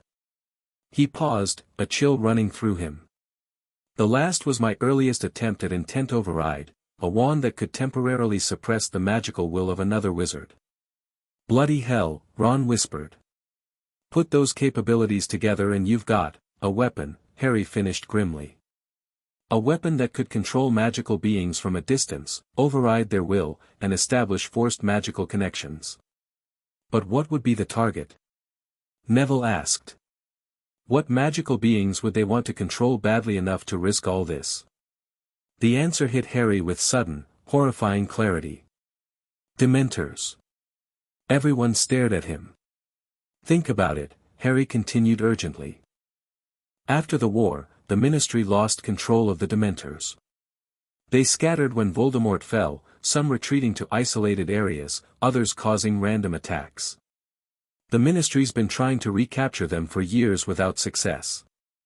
Umbridge always had a disturbing affinity for Dementors, Hermione said slowly. Remember how she could control them at your trial? And during her Hogwarts reign? And Viridian's been collecting rare artifacts related to magical control for decades, Harry added.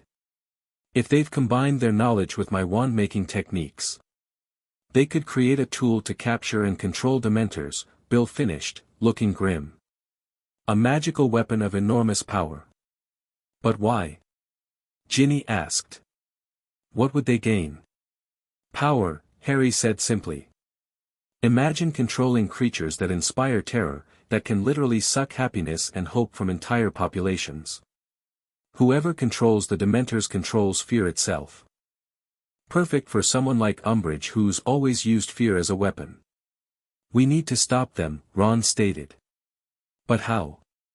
We don't know where they're operating from or exactly what they're building. The solstice, Luna repeated.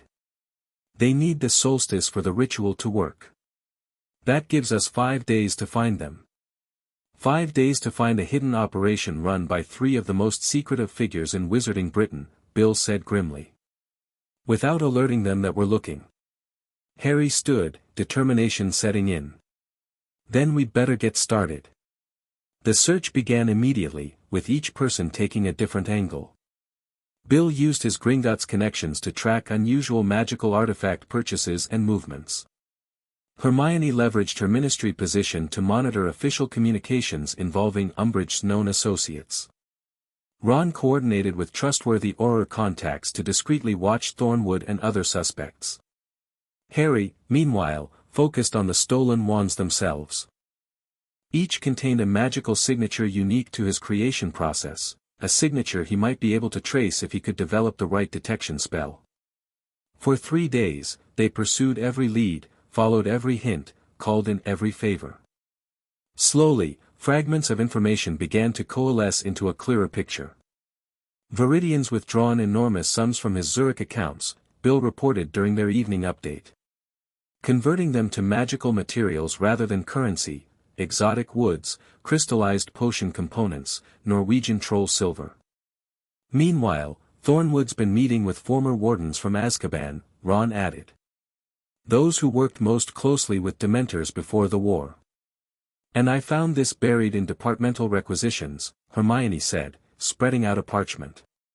The Department of Mysteries requested access to historical records of Dementor control methods, specifically focusing on materialization techniques that might render them temporarily tangible. Making them physically touchable, Harry mused. That would be necessary if you wanted to impose magical control through a physical object rather than just emotional influence. There's more, Neville said. He and Luna had been researching solstice rituals. We found historical references to a ritual called the Binding of Shadows that was used centuries ago to temporarily control Dementors during a goblin rebellion. It required a specially prepared focal object and could only be performed during the summer solstice. But the knowledge was supposedly destroyed, Luna added dreamily. The wizards who created it realized it was too dangerous and burned all records. Supposedly destroyed, Harry corrected. Viridian specializes in finding magical knowledge everyone thinks is lost. Their breakthrough came on the 4th day, through an unexpected source. Draco arrived unannounced at Shell Cottage, looking unusually disheveled. Azkaban, he said without preamble. They've established a secure facility in the abandoned warden's quarters on Azkaban Island. My father confirmed it yesterday. How did your father? Ron began skeptically. He still has sources among the guards, Draco snapped. Former associates who owe him favors. One of them reported unusual activity in the old administrative section, areas that were supposed to be sealed after the Dementors abandoned the prison. It makes horrible sense, Hermione said slowly. Azkaban was home to the largest Dementor concentration in Britain for centuries. The island itself is saturated with their essence, their magical residue. Perfect place for a ritual to call and bind them, Bill agreed. And virtually impenetrable without ministry authorization. Which is why I brought this, Draco said, producing a sealed scroll. Emergency inspection authorization for a structural assessment of Azkaban's abandoned sections. Signed by the head of magical maintenance. How did you get that? Hermione asked suspiciously. Draco's expression turned cold. Does it matter? It's legitimate, and it's your only chance to access the island before the solstice. Harry studied the authorization. This only permits 2 inspectors. Then choose carefully, Draco replied. You'll need to move quickly. The authorization is for tomorrow morning, day of the solstice. My source indicates they're already preparing for the ritual. Why are you helping us, Malfoy? Ron asked bluntly. Draco's jaw tightened. Because contrary to what you might think, Weasley, I don't support lunatics trying to build weapons of mass magical control. My family's seen enough of how those stories end. He flexed his empty sleeve pointedly. Besides, Potter's wand is the only reason I can still function as a wizard. I'm not eager to see his innovation suppressed. After Draco left, they formulated their plan. Harry and Bill would use the inspection authorization to access Azkaban, while Ron coordinated backup with trusted Aurors positioned nearby but unaware of the full situation. Hermione would work through official channels to try and secure last-minute ministry intervention if evidence warranted it. This is insanely dangerous, Ginny stated, not bothering to hide her worry. Azkaban is bad enough normally, but with Umbridge, Viridian, and Thornwood running some dark ritual there. "We don't have a choice," Harry said simply. If they succeed in binding the Dementors to their control, the consequences would be catastrophic. That night, Harry barely slept. Instead, he worked in his workshop, creating something he hoped would give them an edge, modifications to his and Bill's wands that would enhance their resistance to Dementor effects. By dawn, he had finished, not perfect, but the best he could manage with limited time. These adjustments should help maintain focus and clarity even under Dementor exposure, he explained to Bill as they prepared to depart. Not complete immunity, but better than nothing. Bill examined his modified wand with professional appreciation. Impressive work, especially overnight. Ready to face the wizarding world's worst prison and 3 dangerous dark wizards with a ritual weapon? Harry managed a grim smile. Just another Tuesday, really. Azkaban loomed like a nightmare against the stormy North Sea sky, black stone walls rising jaggedly from the churning waves. Even without Dementors actively patrolling, the island radiated misery, decades of concentrated suffering had seeped into the very rocks. Harry and Bill, dressed as official ministry inspectors, presented their authorization to the guards at the small dock. After a suspiciously cursory examination, they were permitted to enter. "That was too easy," Bill murmured as they were escorted through the prison's main entrance. "Security should be much tighter." "Someone's paved the way," Harry agreed quietly. "Watch for ambushes." The guard led them to the administrative section, explaining that the abandoned warden's quarters lay beyond. "You've got 2 hours for your inspection. Areas marked with red sigils are structurally unsound, enter at your own risk." The moment the guard left, Harry cast detection charms. No immediate surveillance. But there are magical signatures ahead, several wizards and, something else. Something cold. Dementors, Bill confirmed grimly. Not many, but definitely present. They moved cautiously through deteriorating corridors, following the trace of magical activity. The abandoned administrative wing had clearly seen recent renovation, new magical lighting illuminated otherwise decaying halls, and fresh containment wards glimmered on reinforced doors. As they approached what had once been the warden's office, voices became audible. Harry and Bill disillusioned themselves before creeping closer to listen. Absolutely essential that the binding frame remain undisturbed until the exact moment of solstice, came Viridian's precise voice. "The alignment must be perfect. And you're certain this will work?" Umbridge's sickly sweet tones made Harry's skin crawl even after all these years. "The Ministry is already asking questions about the recent Dementor activities we've orchestrated." "It will work," Thornwood's deeper voice assured her. "We've tested the components individually. Potter's wands provide exactly the properties we need: intent override, extended reach, amplification. Combined with the ancient binding frame and the solstice energies, we will have control of every Dementor in Britain," Umbridge finished, satisfaction evident. "And with them, leverage to reshape magical policy according to proper traditional values. Starting with the suppression of dangerous innovations like Potter's wand-making," Viridian added. A fitting irony that his own creations will be the instruments of his downfall. Harry and Bill exchanged glances. The confirmation of their suspicions was both validating and terrifying. Carefully, they edged forward until they could peer into the warden's office through a crack in the partially open door. The large circular room had been transformed into a ritual chamber. In the center stood what must be the binding frame, a complex structure of silver and dark wood, inlaid with runes and crystals. Harry recognized components of his stolen wands incorporated into the frame at strategic points. Around the frame, a ritual circle had been drawn with what looked disturbingly like blood. Most chilling, however, were the 3 Dementors floating near the ceiling, seemingly dormant but definitely present. Their proximity sent waves of cold despair washing over Harry despite his wand modifications. Umbridge, Viridian, and Thornwood stood at different points around the ritual circle, consulting notes and making final adjustments. Several assistants, Harry recognized ministry workers he'd seen during the shop inspection, moved around the periphery, preparing additional components. The alignment window begins in 40 minutes, Viridian was saying, consulting an ornate pocket watch. Once started, the ritual cannot be interrupted without catastrophic consequences. Then ensure there are no interruptions, Umbridge replied sharply. Thornwood, verify the perimeter wards again. This was their chance. Thornwood would be checking the very corridors where they currently hid. Harry and Bill quickly retreated around a corner, maintaining their disillusionment charms. We need to disrupt that ritual, Harry whispered. But not until we understand exactly how it works. If we move too soon, we could trigger whatever catastrophic consequences Viridian mentioned. Bill nodded. I recognized some of those runes. Ancient binding magic, incredibly unstable.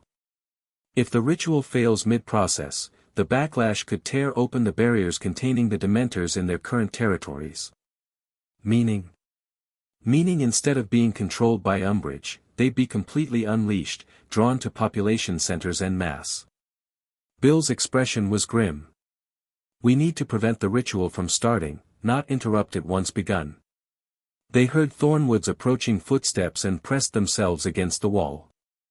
The former Death Eater passed within inches, casting detection spells that Harry and Bill barely managed to deflect with silent countercharms. Once Thornwood had moved further down the corridor, they slipped back toward the ritual chamber, now with a clearer purpose. They needed to sabotage the ritual components before activation, without alerting the participants. I can identify the critical runes, Bill whispered. If we can alter them subtly enough, the ritual will fail safely before it fully activates. And I can modify the wand components, Harry added. Change their magical signatures enough to disrupt the overall pattern without being immediately noticeable. They were formulating their approach when a cold voice behind them said, My detection spells revealed nothing, yet I find intruders anyway. How interesting. Thornwood stood 10 feet away, wand raised and pointed directly at them despite their disillusionment. Show yourselves, or I start casting killing curses down this corridor. Harry and Bill exchanged quick glances, then simultaneously dropped their disillusionment charms. Thornwood's eyes widened momentarily, then narrowed in calculation. Potter. I should have known. And a Weasley cursebreaker as well. How convenient that you've delivered yourselves directly to us on today of all days. We know what you're planning, Thornwood, Harry said, hand tightening around his wand. Binding the Dementors won't give you the control you think it will. Won't it? Thornwood smiled coldly. We have something you lack, Potter, historical knowledge of Dementor binding that predates modern restrictions. Combined with your wand-making innovations, appropriated for proper use.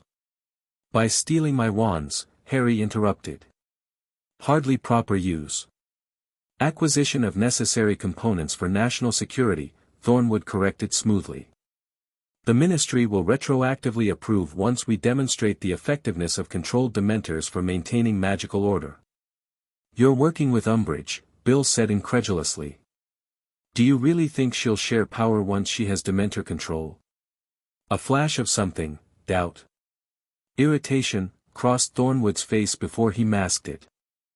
Our arrangement is mutually beneficial. Now, you have a choice. Surrender your wands and join us as honored witnesses to magical history, or resist and become its unfortunate casualties. Harry felt Bill tensing beside him, ready to fight.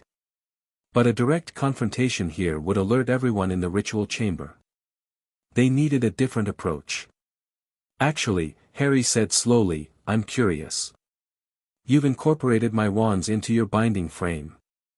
I'd like to see how. Thornwood looked surprised, then suspicious.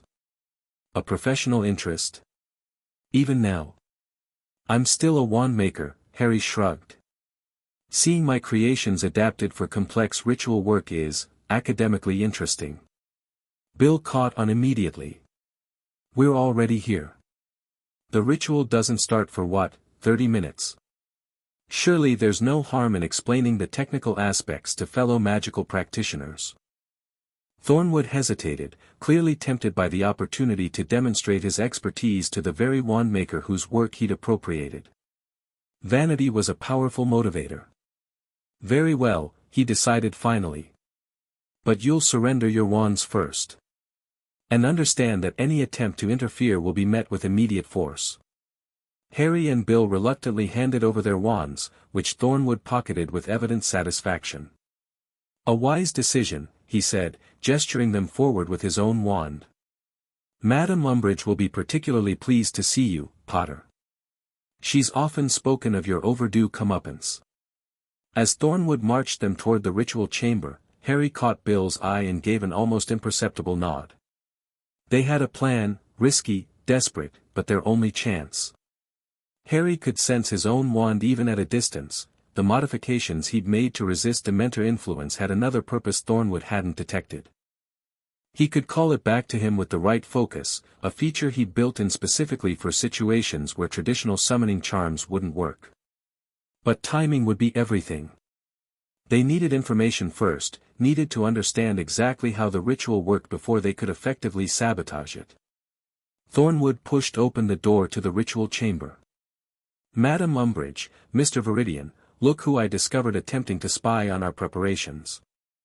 Umbridge turned, her toad-like face contorting with malicious delight when she saw Harry.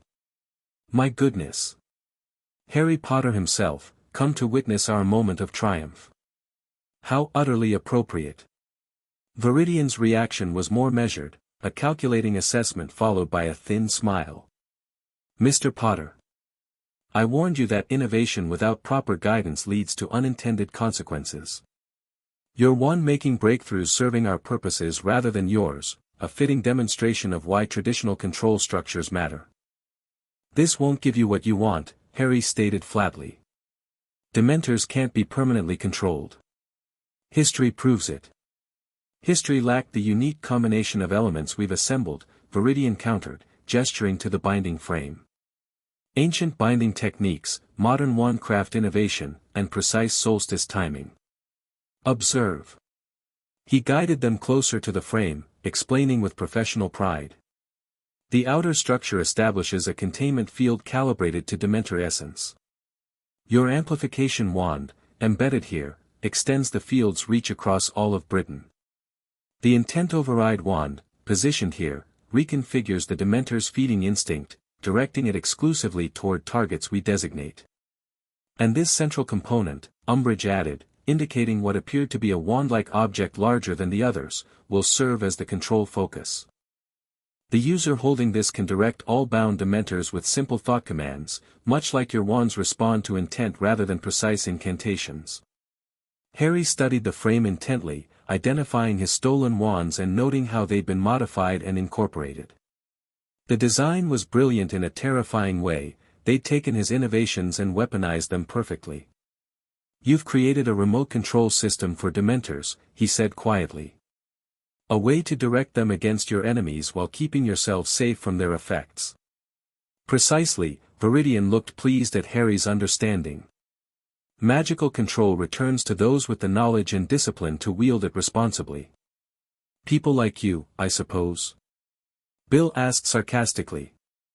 People who respect magical tradition and hierarchy, Umbridge corrected sweetly. The post-war chaos has allowed far too many, unsuitable elements, to gain influence. Creatures, half-breeds, innovators without proper training. Her gaze fixed meaningfully on Harry. A controlled application of Dementor presence will remind the wizarding world why traditional structures matter.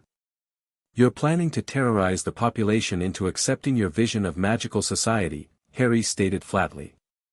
We're planning to restore proper order, Thornwood countered. Beginning with the suppression of dangerous, unregulated innovations like your wand-making. The irony being that we required your innovations to achieve this, Viridian added. Perhaps that will comfort you in the knowledge that your work, properly directed, will ultimately serve traditional values rather than undermine them. Harry had heard enough. He now understood the binding frame's construction well enough to identify its vulnerabilities. The central control focus, the largest wand-like component, was the critical element. Disrupt that, and the entire system would fail. He caught Bill's eye again, a silent signal passing between them.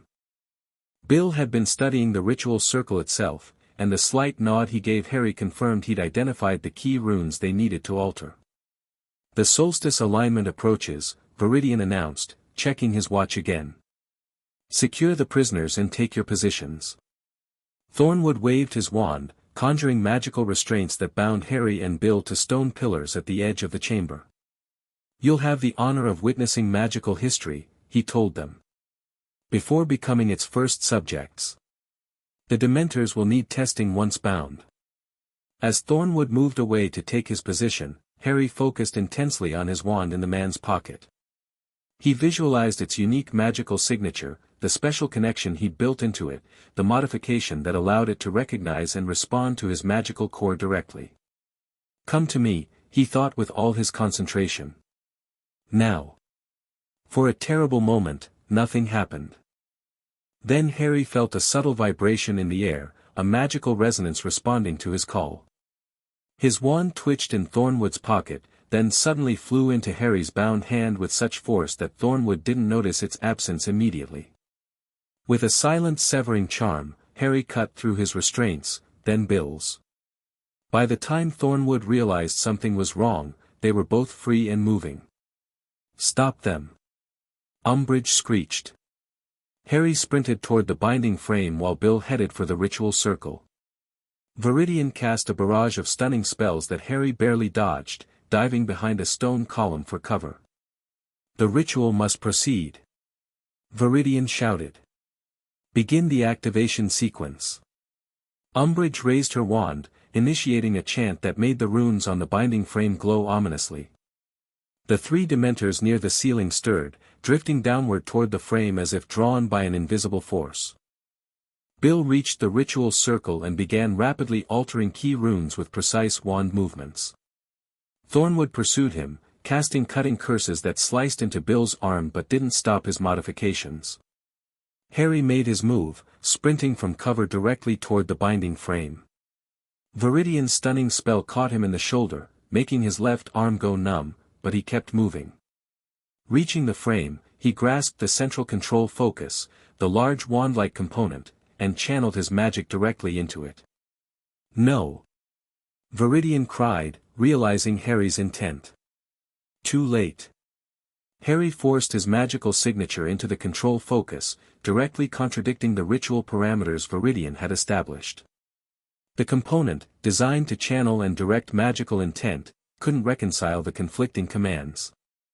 It began to vibrate violently in Harry's grasp. Simultaneously, Bill completed his modifications to the ritual circle.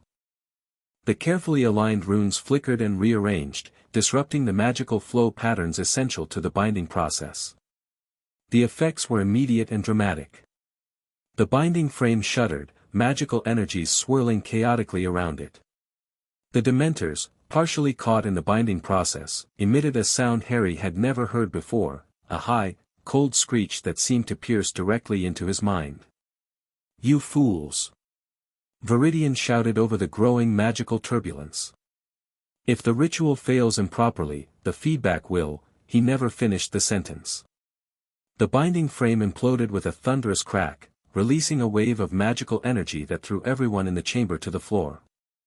The three Dementors spiraled upward, their forms distorting and stretching before they shot through the ceiling like dark comets, vanishing into the distance.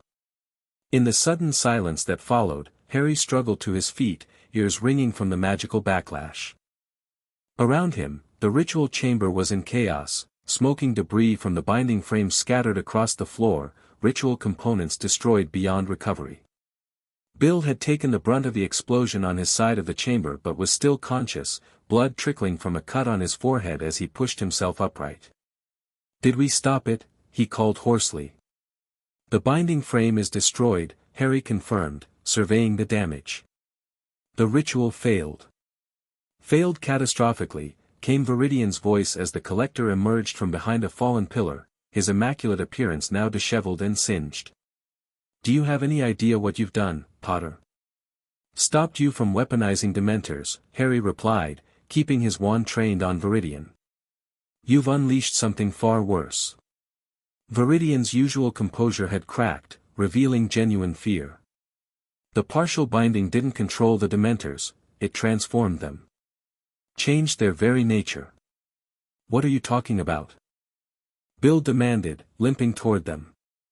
The ritual was designed to bind Dementors in their natural state, Viridian explained urgently. Interrupted mid-process, it's instead altered them. Made them tangible. Corporeal. No longer constrained by their normal limitations. A cold dread settled in Harry's stomach. What does that mean exactly? It means, came Umbridge's voice as she emerged from rubble nearby, that the Dementors can now physically interact with our world. Touch. Grasp. Tear. Her girlish smile returned, bizarrely incongruous with her dust-covered appearance. You haven't prevented our control, Potter. You've merely ensured no one can control them. As if to punctuate her statement, an alarm began blaring throughout Azkaban. Magical announcements echoed through the corridors, security breach. Multiple Dementor intrusions detected in cell blocks 3 through 7. All personnel initiate emergency containment protocols. They're attacking the prison, Bill realized. The regular Dementors, not just the 3 that were here. Drawn by the magical discharge from the failed ritual, Viridian confirmed grimly. And now able to physically breach barriers that would normally contain them. Harry made a split-second decision. Bill, contact Ron's Auror team. Get them here immediately. We need to evacuate the prison before the Dementors overwhelm it. And what about them? Bill nodded toward Umbridge, Viridian, and the still unconscious Thornwood. Take them with us, Harry decided. They know more about what's happening than we do. Umbridge drew herself up indignantly. I will not be treated as a prisoner. I am partly responsible for creating corporeal Dementors, Harry cut her off sharply. So you'll help fix this mess or face charges for everything you've done. Your choice. Before she could respond, the temperature in the chamber plummeted dramatically. Frost formed instantly on the stone walls, and Harry's breath clouded in the suddenly frigid air. They're coming, Viridian whispered, fear evident even in his controlled voice. And in their new form, patron uses may not repel them fully. Move. Harry ordered, grabbing Umbridge's arm and pushing her toward the exit. Bill levitated Thornwood's unconscious form, while Viridian needed no encouragement to flee. They hurried through darkening corridors, the alarms still blaring. Twice they encountered Azkaban guards running in the opposite direction, looking panicked. What's happening? Harry demanded of one. Dementors in the prison, the guard gasped. But different, solid somehow. Tearing through doors, grabbing prisoners. He shuddered. Never seen anything like it. They pressed on, heading for the administrative exit. Harry's mind raced, trying to process what had happened. The failed ritual hadn't prevented the binding of Dementors, it had physically transformed them, making them more dangerous than ever. Just as they reached the main corridor leading to the exit, a Dementor rounded the corner ahead. But this was unlike any Dementor Harry had seen before. Its traditionally wispy, floating form had solidified into something more defined, a tall, skeletal figure with distinct limbs and facial features, moving with deliberate purpose rather than drifting aimlessly. Most terrifying, its hands were now clearly visible, long-fingered, skeletal appendages that ended in what looked like claws. The corporeal Dementor spotted them immediately, emitting that same high-pitched screech they'd heard in the ritual chamber before charging forward with shocking speed. Expecto Patronum. Harry and Bill cast simultaneously. Their patron uses, Stag and Lynx, erupted from their wands, charging toward the Dementor. The Silver Guardians collided with the creature, but instead of driving it back as they should have, they merely slowed its advance. The Dementor swiped at the Stag Patronus with its clawed hand, causing the silver form to flicker and distort. It's affecting the Patronus directly. Bill shouted. That shouldn't be possible. The Dementor pushed through their magical guardians, advancing relentlessly. Harry felt the familiar cold despair washing over him, but now accompanied by a physical chill that seemed to freeze his very bones. Alternative plan. Harry called, backing away. "Run!" They fled down a side corridor, the corporeal Dementor in pursuit. Its movement was different from traditional Dementors, less floating, more hunting. It tracked them with predatory focus, gaining ground with each passing moment. "The boat dock." Bill pointed to a sign. "This way." They burst through double doors onto the windswept dock area where they'd arrived earlier. To Harry's relief, Ron's backup team had already arrived. A dozen Aurors were organizing evacuation efforts, directing prison staff and the few visitors toward emergency transport boats. "Harry!" Ron spotted them immediately, rushing over. "What in Merlin's name is happening?" "Reports say Dementors are physically attacking people." "Failed ritual," Harry explained breathlessly. "Transformed them. Made them solid. And far more dangerous," Viridian added. "Traditional containment methods won't work on their new form." Ron's eyes narrowed at Viridian, then widened as he recognized Umbridge. "You two, arrest them later," Harry interrupted. "Right now, we need their knowledge. The Dementors are evolving by the minute, figuring out their new capabilities." As if to prove his point, the double doors they'd come through exploded outward. The corporeal Dementor that had pursued them emerged onto the dock, followed by two more. Their forms seemed even more solid now, more defined, as if they were continuing to materialize into the physical world. Patronus shield formation. Ron ordered his Auror team.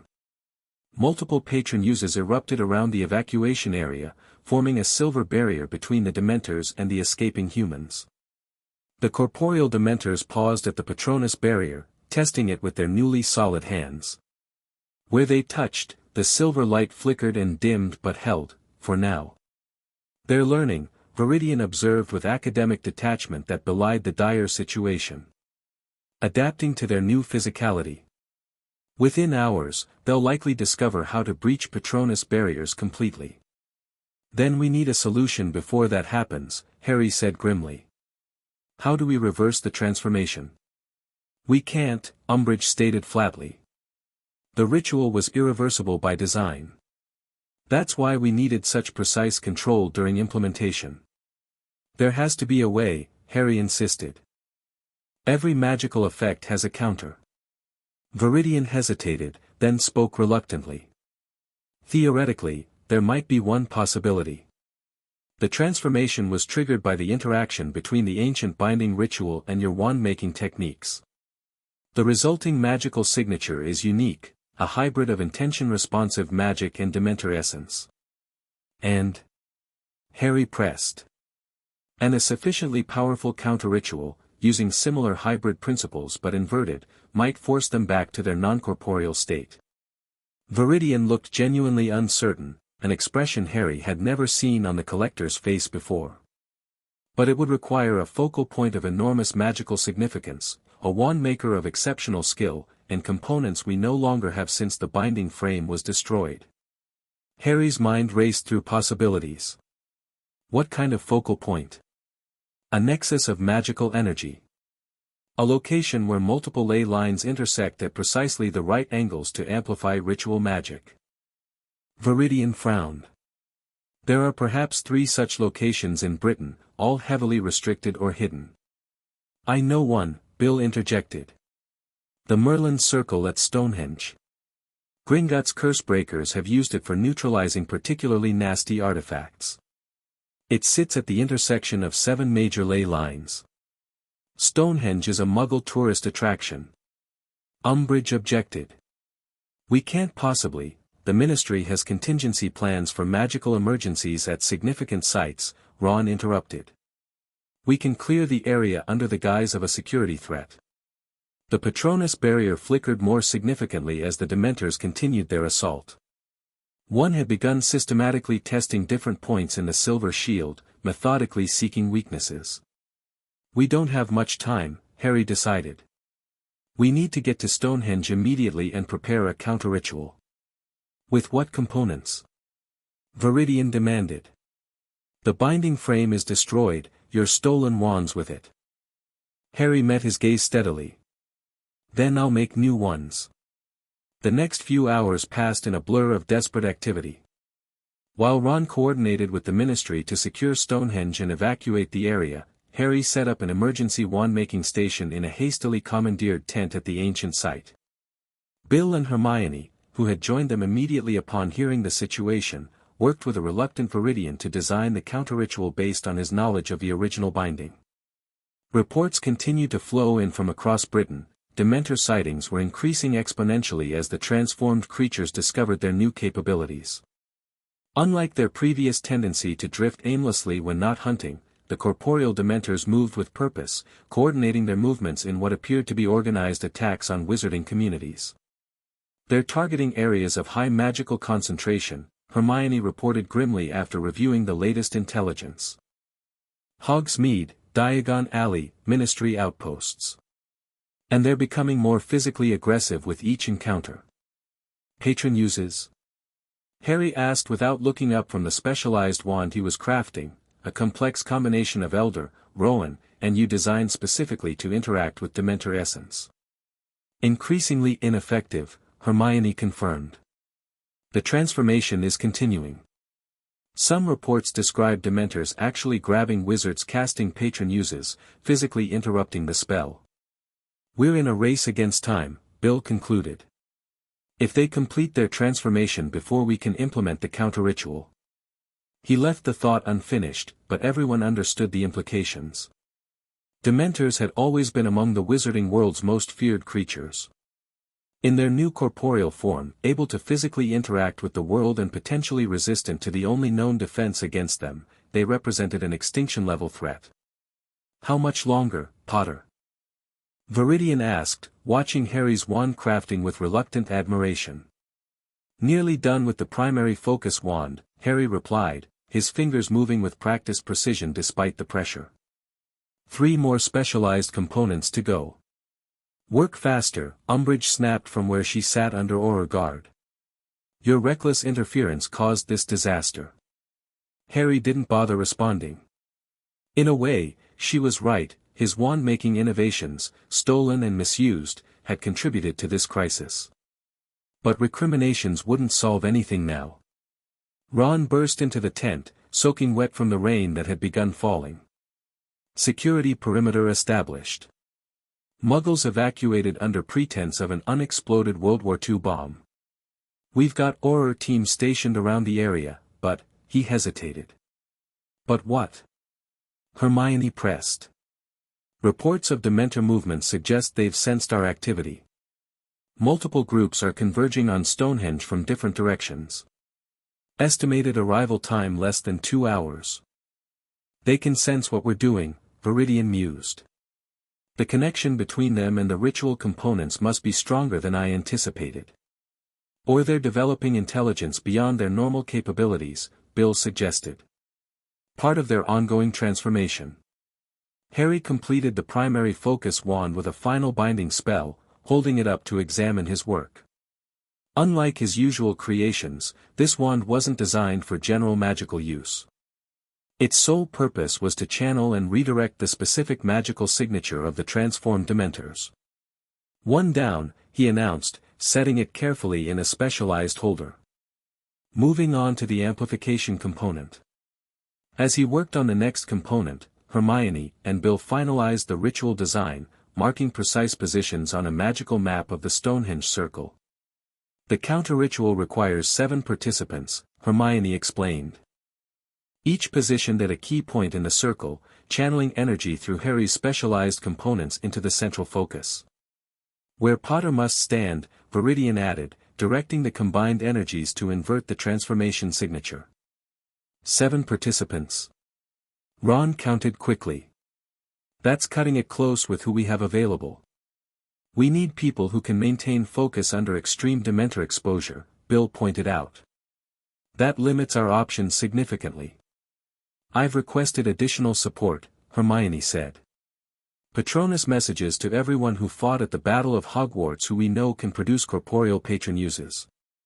Harry completed the amplification component and moved immediately to the 3rd specialized wand, this one designed to establish boundaries for the ritual effect. His hands ached from the precision work, his magical reserves depleting from the continuous channeling required for advanced wand-making, but he pushed through the exhaustion. Every minute mattered. Outside, the storm intensified, rain lashing against the tent and wind howling across the ancient stones. Whether natural or influenced by the approaching dementors, the weather added another challenge to their already desperate situation. By the time Harry completed all 4 specialized components, reinforcements had begun to arrive. Neville and Luna operated in together, followed shortly by George Weasley and, surprisingly, Draco Malfoy. "Couldn't miss the apocalypse," George quipped, though his eyes lacked their usual humor. "Especially one involving our favorite magical creatures." Malfoy nodded curtly to Harry. "Mother saw dementors physically breaking through manor wards. Thought I might be more useful here than there." "We need 7 participants for the ritual," Hermione explained quickly. "People who can maintain focus under extreme dementor exposure." "Count us in," Neville said firmly, Luna nodding beside him. With the arrival of additional help, they moved to the stone circle itself to begin final preparations. Despite the Ministry's security measures, keeping Muggles away, they worked under powerful disillusionment charms. The ritual would produce visible magical effects impossible to explain away. The ancient stones of Stonehenge loomed dark and imposing against the stormy sky, their weathered surfaces slick with rain. Bill directed the placement of specialized markers at key points in the circle, each corresponding to a ley line intersection. "Once the ritual begins, no one can move from their position until completion," he warned. "No matter what happens, no matter what you see or feel, hold your ground and maintain focus." "And if the dementors arrive before we finish?" George asked. "Then some of us will need to defend while others complete the ritual," Ron answered grimly. "We've got Auror teams positioned around the perimeter, but against these new dementors." He didn't need to finish the thought. They'd all seen or heard what the transformed dementors could do. Harry distributed the specialized ritual components to those who would wield them, the amplification wand to Bill, the boundary wand to Hermione, the stabilization wand to Neville, and the redirection wand to Luna. Harry himself would use the primary focus wand at the center of the circle. "What about us?" Ron asked, gesturing to himself, George, and Draco. "Anchor positions," Bill explained. "You'll channel your magic through these markers to stabilize the ritual energy." Less specialized but equally important. As they took their positions, Harry felt a familiar coldness settling over the area, the unmistakable harbinger of Dementor approach, but intensified beyond anything he'd experienced before. "They're coming," he warned unnecessarily. Everyone could feel it. "How long until the ritual can begin?" Hermione asked, clutching the boundary wand tightly. "We need precise alignment," Viridian called from where he stood with Umbridge under Auror guard at the edge of the circle. 7 minutes until optimal positioning." "We may not have 7 minutes, Ron said tensely, pointing toward the horizon. Dark shapes moved against the stormy sky, dozens of them, approaching rapidly from multiple directions. The corporeal dementors had arrived sooner than expected, and in far greater numbers. "Defensive positions," Ron shouted to the Auror teams. "Patronus barrier around the ritual circle. Hold them back for 7 minutes. Silver patron uses erupted around the perimeter as Aurors cast their protective guardians. The ghostly animals formed a ring around Stonehenge, creating a barrier of positive energy against the approaching darkness. But Harry could see immediately that it wouldn't be enough. The transformed dementors moved differently now, with purpose, coordination, and tactical awareness. They spread out, testing different sections of the Patronus barrier, probing for weaknesses. 5 minutes to alignment, Bill announced, checking his specialized magical instruments. The first Dementor reached the Patronus barrier, pressing against it with physical force. The silver light flickered but held. Then another joined it, and another, all pushing at the same point. The barrier dimmed noticeably under their combined assault. "They're working together," Hermione observed with horror. "They've never done that before." More Dementors arrived by the second, joining the assault on the Patronus barrier. In multiple locations, the silver light began to fail under their relentless pressure. 3 minutes, Bill called. The barrier collapsed in one section. Dementors poured through the gap, heading directly for the stone circle. Aurors cast fresh patron uses to intercept them, but the creatures moved with shocking speed, dodging the silver guardians with unexpected agility. We can't wait for perfect alignment, Harry decided. We need to start now. The ritual will be unstable, Viridian warned. Possibly dangerous to the casters. More dangerous than those. Ron pointed to the advancing Dementors, now less than 100 yards away. Harry took his position at the center of the circle. Everyone ready. Start on my signal. The 7 participants raised their wands or focused on their markers. Harry lifted the primary focus wand, feeling its unique resonance responding to the Dementor presence nearby. Now, he shouted. 7 voices called out the ritual incantation Viridian had provided, an ancient phrase in forgotten language that vibrated with power. The specialized components activated simultaneously, connecting to each other through lines of golden light that traced the ley lines beneath the earth. A dome of shimmering energy began to form above the stone circle, expanding outward from Harry's central position. The ritual had begun, but already Harry could feel the instability Viridian had warned about. Without perfect alignment, the energies fought against each other, requiring constant adjustment and focus. The first Dementors reached the edge of the ritual dome, screeching as they encountered the unfamiliar magic. One pressed against it, its now solid hands spreading across the energy barrier like dark stains. Hold the pattern.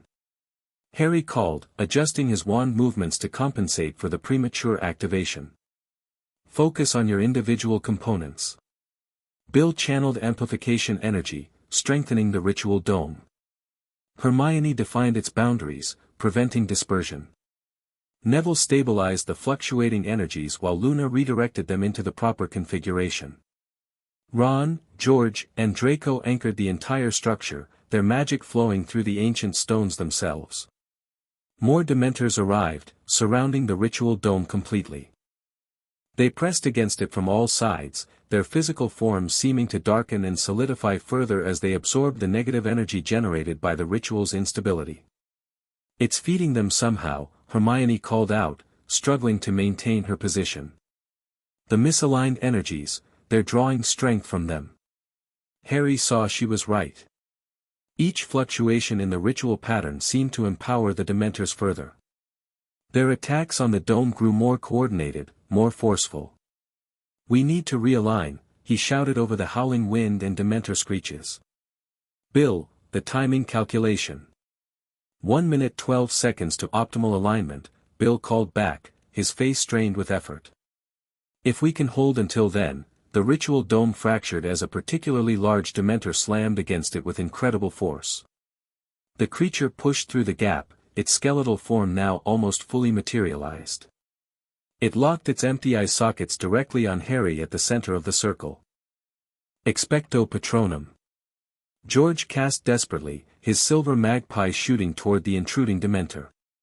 The Patronus collided with the creature but merely slowed it rather than driving it back. The Dementor swatted at the silver guardian with one clawed hand while continuing its advance toward Harry. Maintain your positions. Harry ordered, seeing several participants ready to break formation. The ritual must continue. More fractures appeared in the dome as additional Dementors pressed their advantage. The golden energy lines connecting the ritual components flickered ominously. 40 seconds to alignment, Bill called, his voice strained. Harry faced the approaching Dementor, maintaining his ritual casting with his right hand while raising his personal wand with his left. Expecto Patronum. His stag Patronus charged the Dementor, momentarily driving it back toward the edge of the circle. But the creature recovered quickly, circling around to approach from another angle. 30 seconds. The ritual dome was failing rapidly now, collapsing in multiple sections as Dementors pushed through. The specialized components Harry had crafted began to vibrate violently, struggling to channel the increasingly chaotic energies. We can't hold. Neville shouted, his stabilization wand emitting alarming sparks as he fought to control it. Harry made a split-second decision. Change of plan. Everyone channel your energy directly to me. All at once on Bill's mark. That could kill you, Potter. Viridian called from outside the circle. The magical backlash, better than what happens if we fail, Harry cut him off. Bill, countdown. 20 seconds, 15. More Dementors breached the failing dome, their forms now so solid they seemed almost like physical beings rather than magical creatures. They moved with terrifying coordination, forming a closing circle around the ritual participants. 10 seconds, 5, 4. Harry braced himself, centering his magic and focusing entirely on the primary wand in his right hand. 3, 2, 1. Now. 6 streams of magical energy shot toward Harry simultaneously, connecting to the primary focus wand with blinding intensity. The power surge was overwhelming, raw magic from 6 skilled wizards channeled through specialized components directly into a single focal point. Harry felt his body lift from the ground as the magic coursed through him. Pain beyond anything he'd experienced before tore through every nerve, every cell. The primary focus wand grew white-hot in his grip, but he couldn't release it, his hand seemed fused to the wood by the sheer magical force flowing through it. Through vision blurred by pain and magical discharge, Harry saw the Dementors freeze in their advance, affected by the massive energy surge. This was his only chance. With supreme effort, he directed the combined magical force outward in a specific pattern, the inverted form of the original transformation signature. Reverso corporalis, he roared, the ritual words tearing from his throat with raw power. The effect was immediate and spectacular. A pulse of golden-white energy exploded outward from Harry's position, expanding in a perfect sphere that engulfed the stone circle and continued beyond. Where it touched the corporeal Dementors, their solid forms began to waver and distort. The creatures screeched in what sounded like pain or rage, a sound so terrible several auras collapsed covering their ears. The Dementors' physical forms began to dissolve, their newly solid limbs returning to the wispy, ethereal state of their original existence. The pulse continued expanding, reaching Dementors hundreds of yards away and then beyond, accelerating as it moved. Harry could feel the connection through the focus wand, could sense the ritual effect spreading across Britain, affecting transformed Dementors wherever they were encountered. But the magical backlash Viridian had warned about was equally real. As the counter-ritual completed its work, the accumulated magical energy rebounded upon its casters. Harry took the brunt of it, still floating at the center of the circle, the focus wand now disintegrating in his hand as the magical forces overwhelmed even his specialized craftsmanship. A final surge of power erupted from the dissolving wand, blasting outward with concussive force. Harry heard distant shouts of alarm, saw his friends thrown backward by the magical shockwave, then darkness claimed him as he plummeted unconscious to the rain-soaked ground. Consciousness returned in fragments. First sound, hushed voices, footsteps on stone.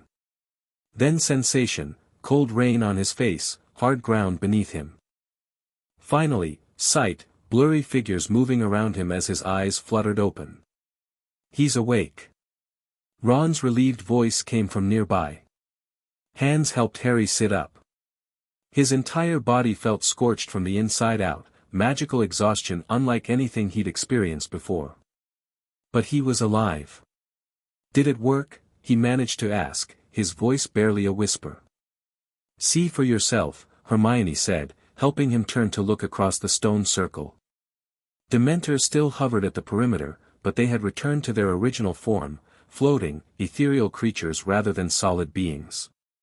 More importantly, Aurors were successfully driving them back with standard patron uses, the Silver Guardians once again effective against their natural enemy.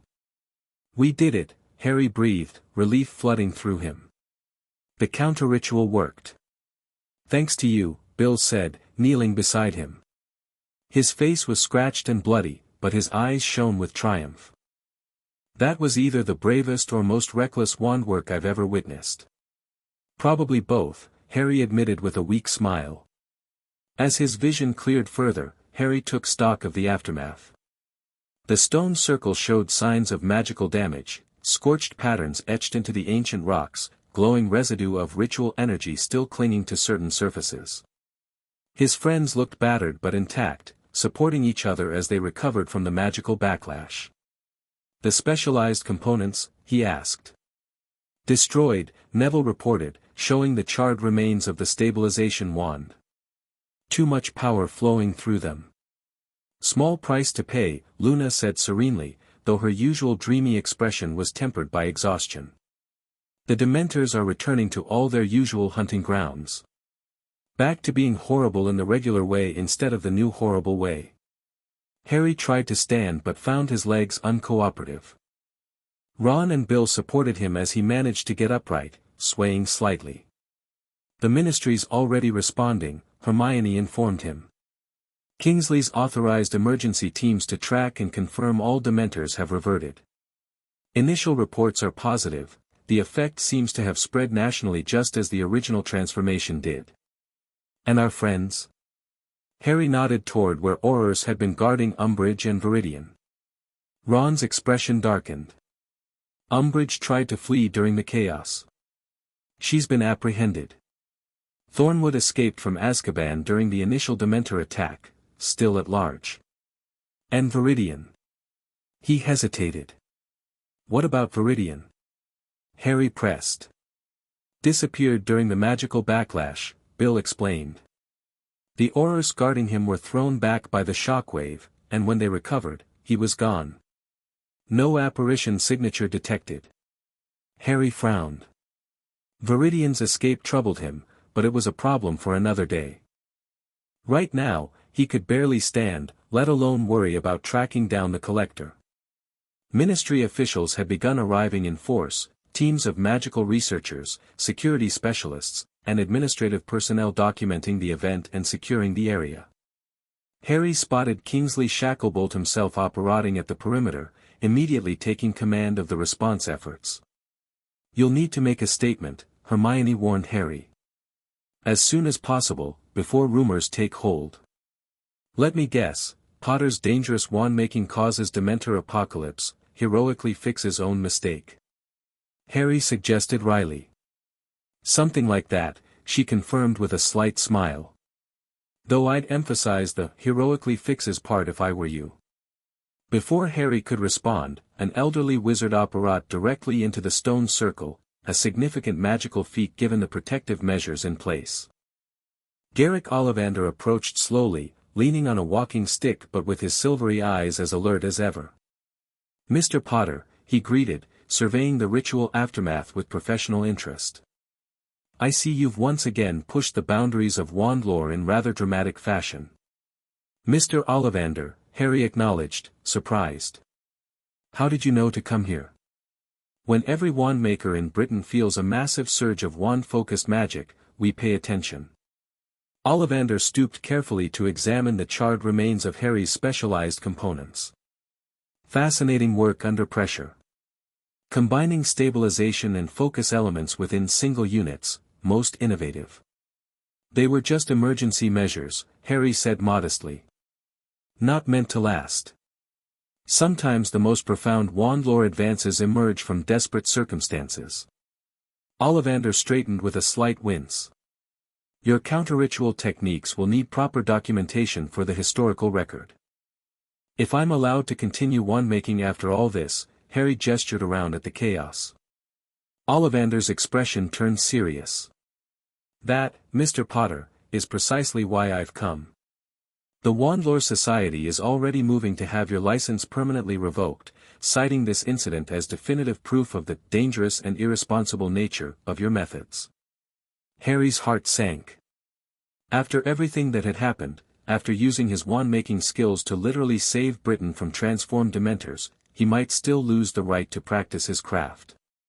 They can't do that, Ron protested. Harry just saved everyone. After his stolen techniques contributed to the problem, Ollivander reminded them gently. The Society will make that distinction quite emphatically. So what do we do? Hermione asked.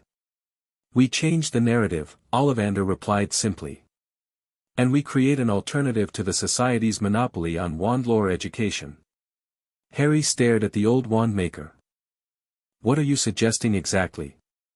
The establishment of a proper wand-making school, Ollivander said, a spark of enthusiasm lighting his tired eyes.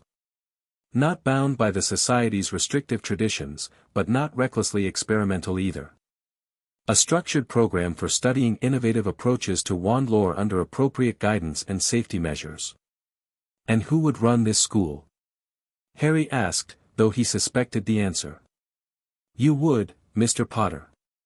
With my assistance as senior advisor, of course. Ollivander smiled slightly. My wand-making days are nearing their end. It's time knowledge was passed on, all knowledge, not just what the society deems appropriate. The proposal stunned Harry. Even as magical exhaustion weighed on him, his mind raced with possibilities.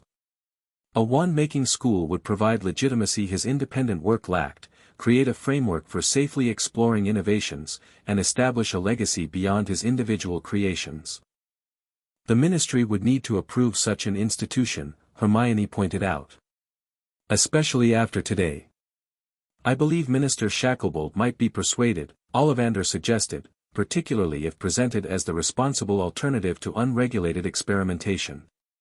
A way to channel Mr. Potter's undeniable talents within a structured educational context. Harry looked around at his friends, exhausted, battered, but triumphant. They had faced transformed Dementors and prevailed through wand-making innovation, quick thinking, and extraordinary courage. I'm in, he decided. If the ministry approves, if we can establish proper guidelines that allow for innovation without excessive restriction. Then the Wandsmith becomes the Wandsmith Academy, Ron finished with a grin. Has a nice ring to it. The aftermath unfolded over subsequent weeks with surprising swiftness. The Dementor transformation was fully reversed, with ministry teams confirming all specimens had returned to their natural state. Security measures were enhanced to prevent similar ritual attempts in the future. The Wisingamot convened an emergency session to address both the crisis and its resolution.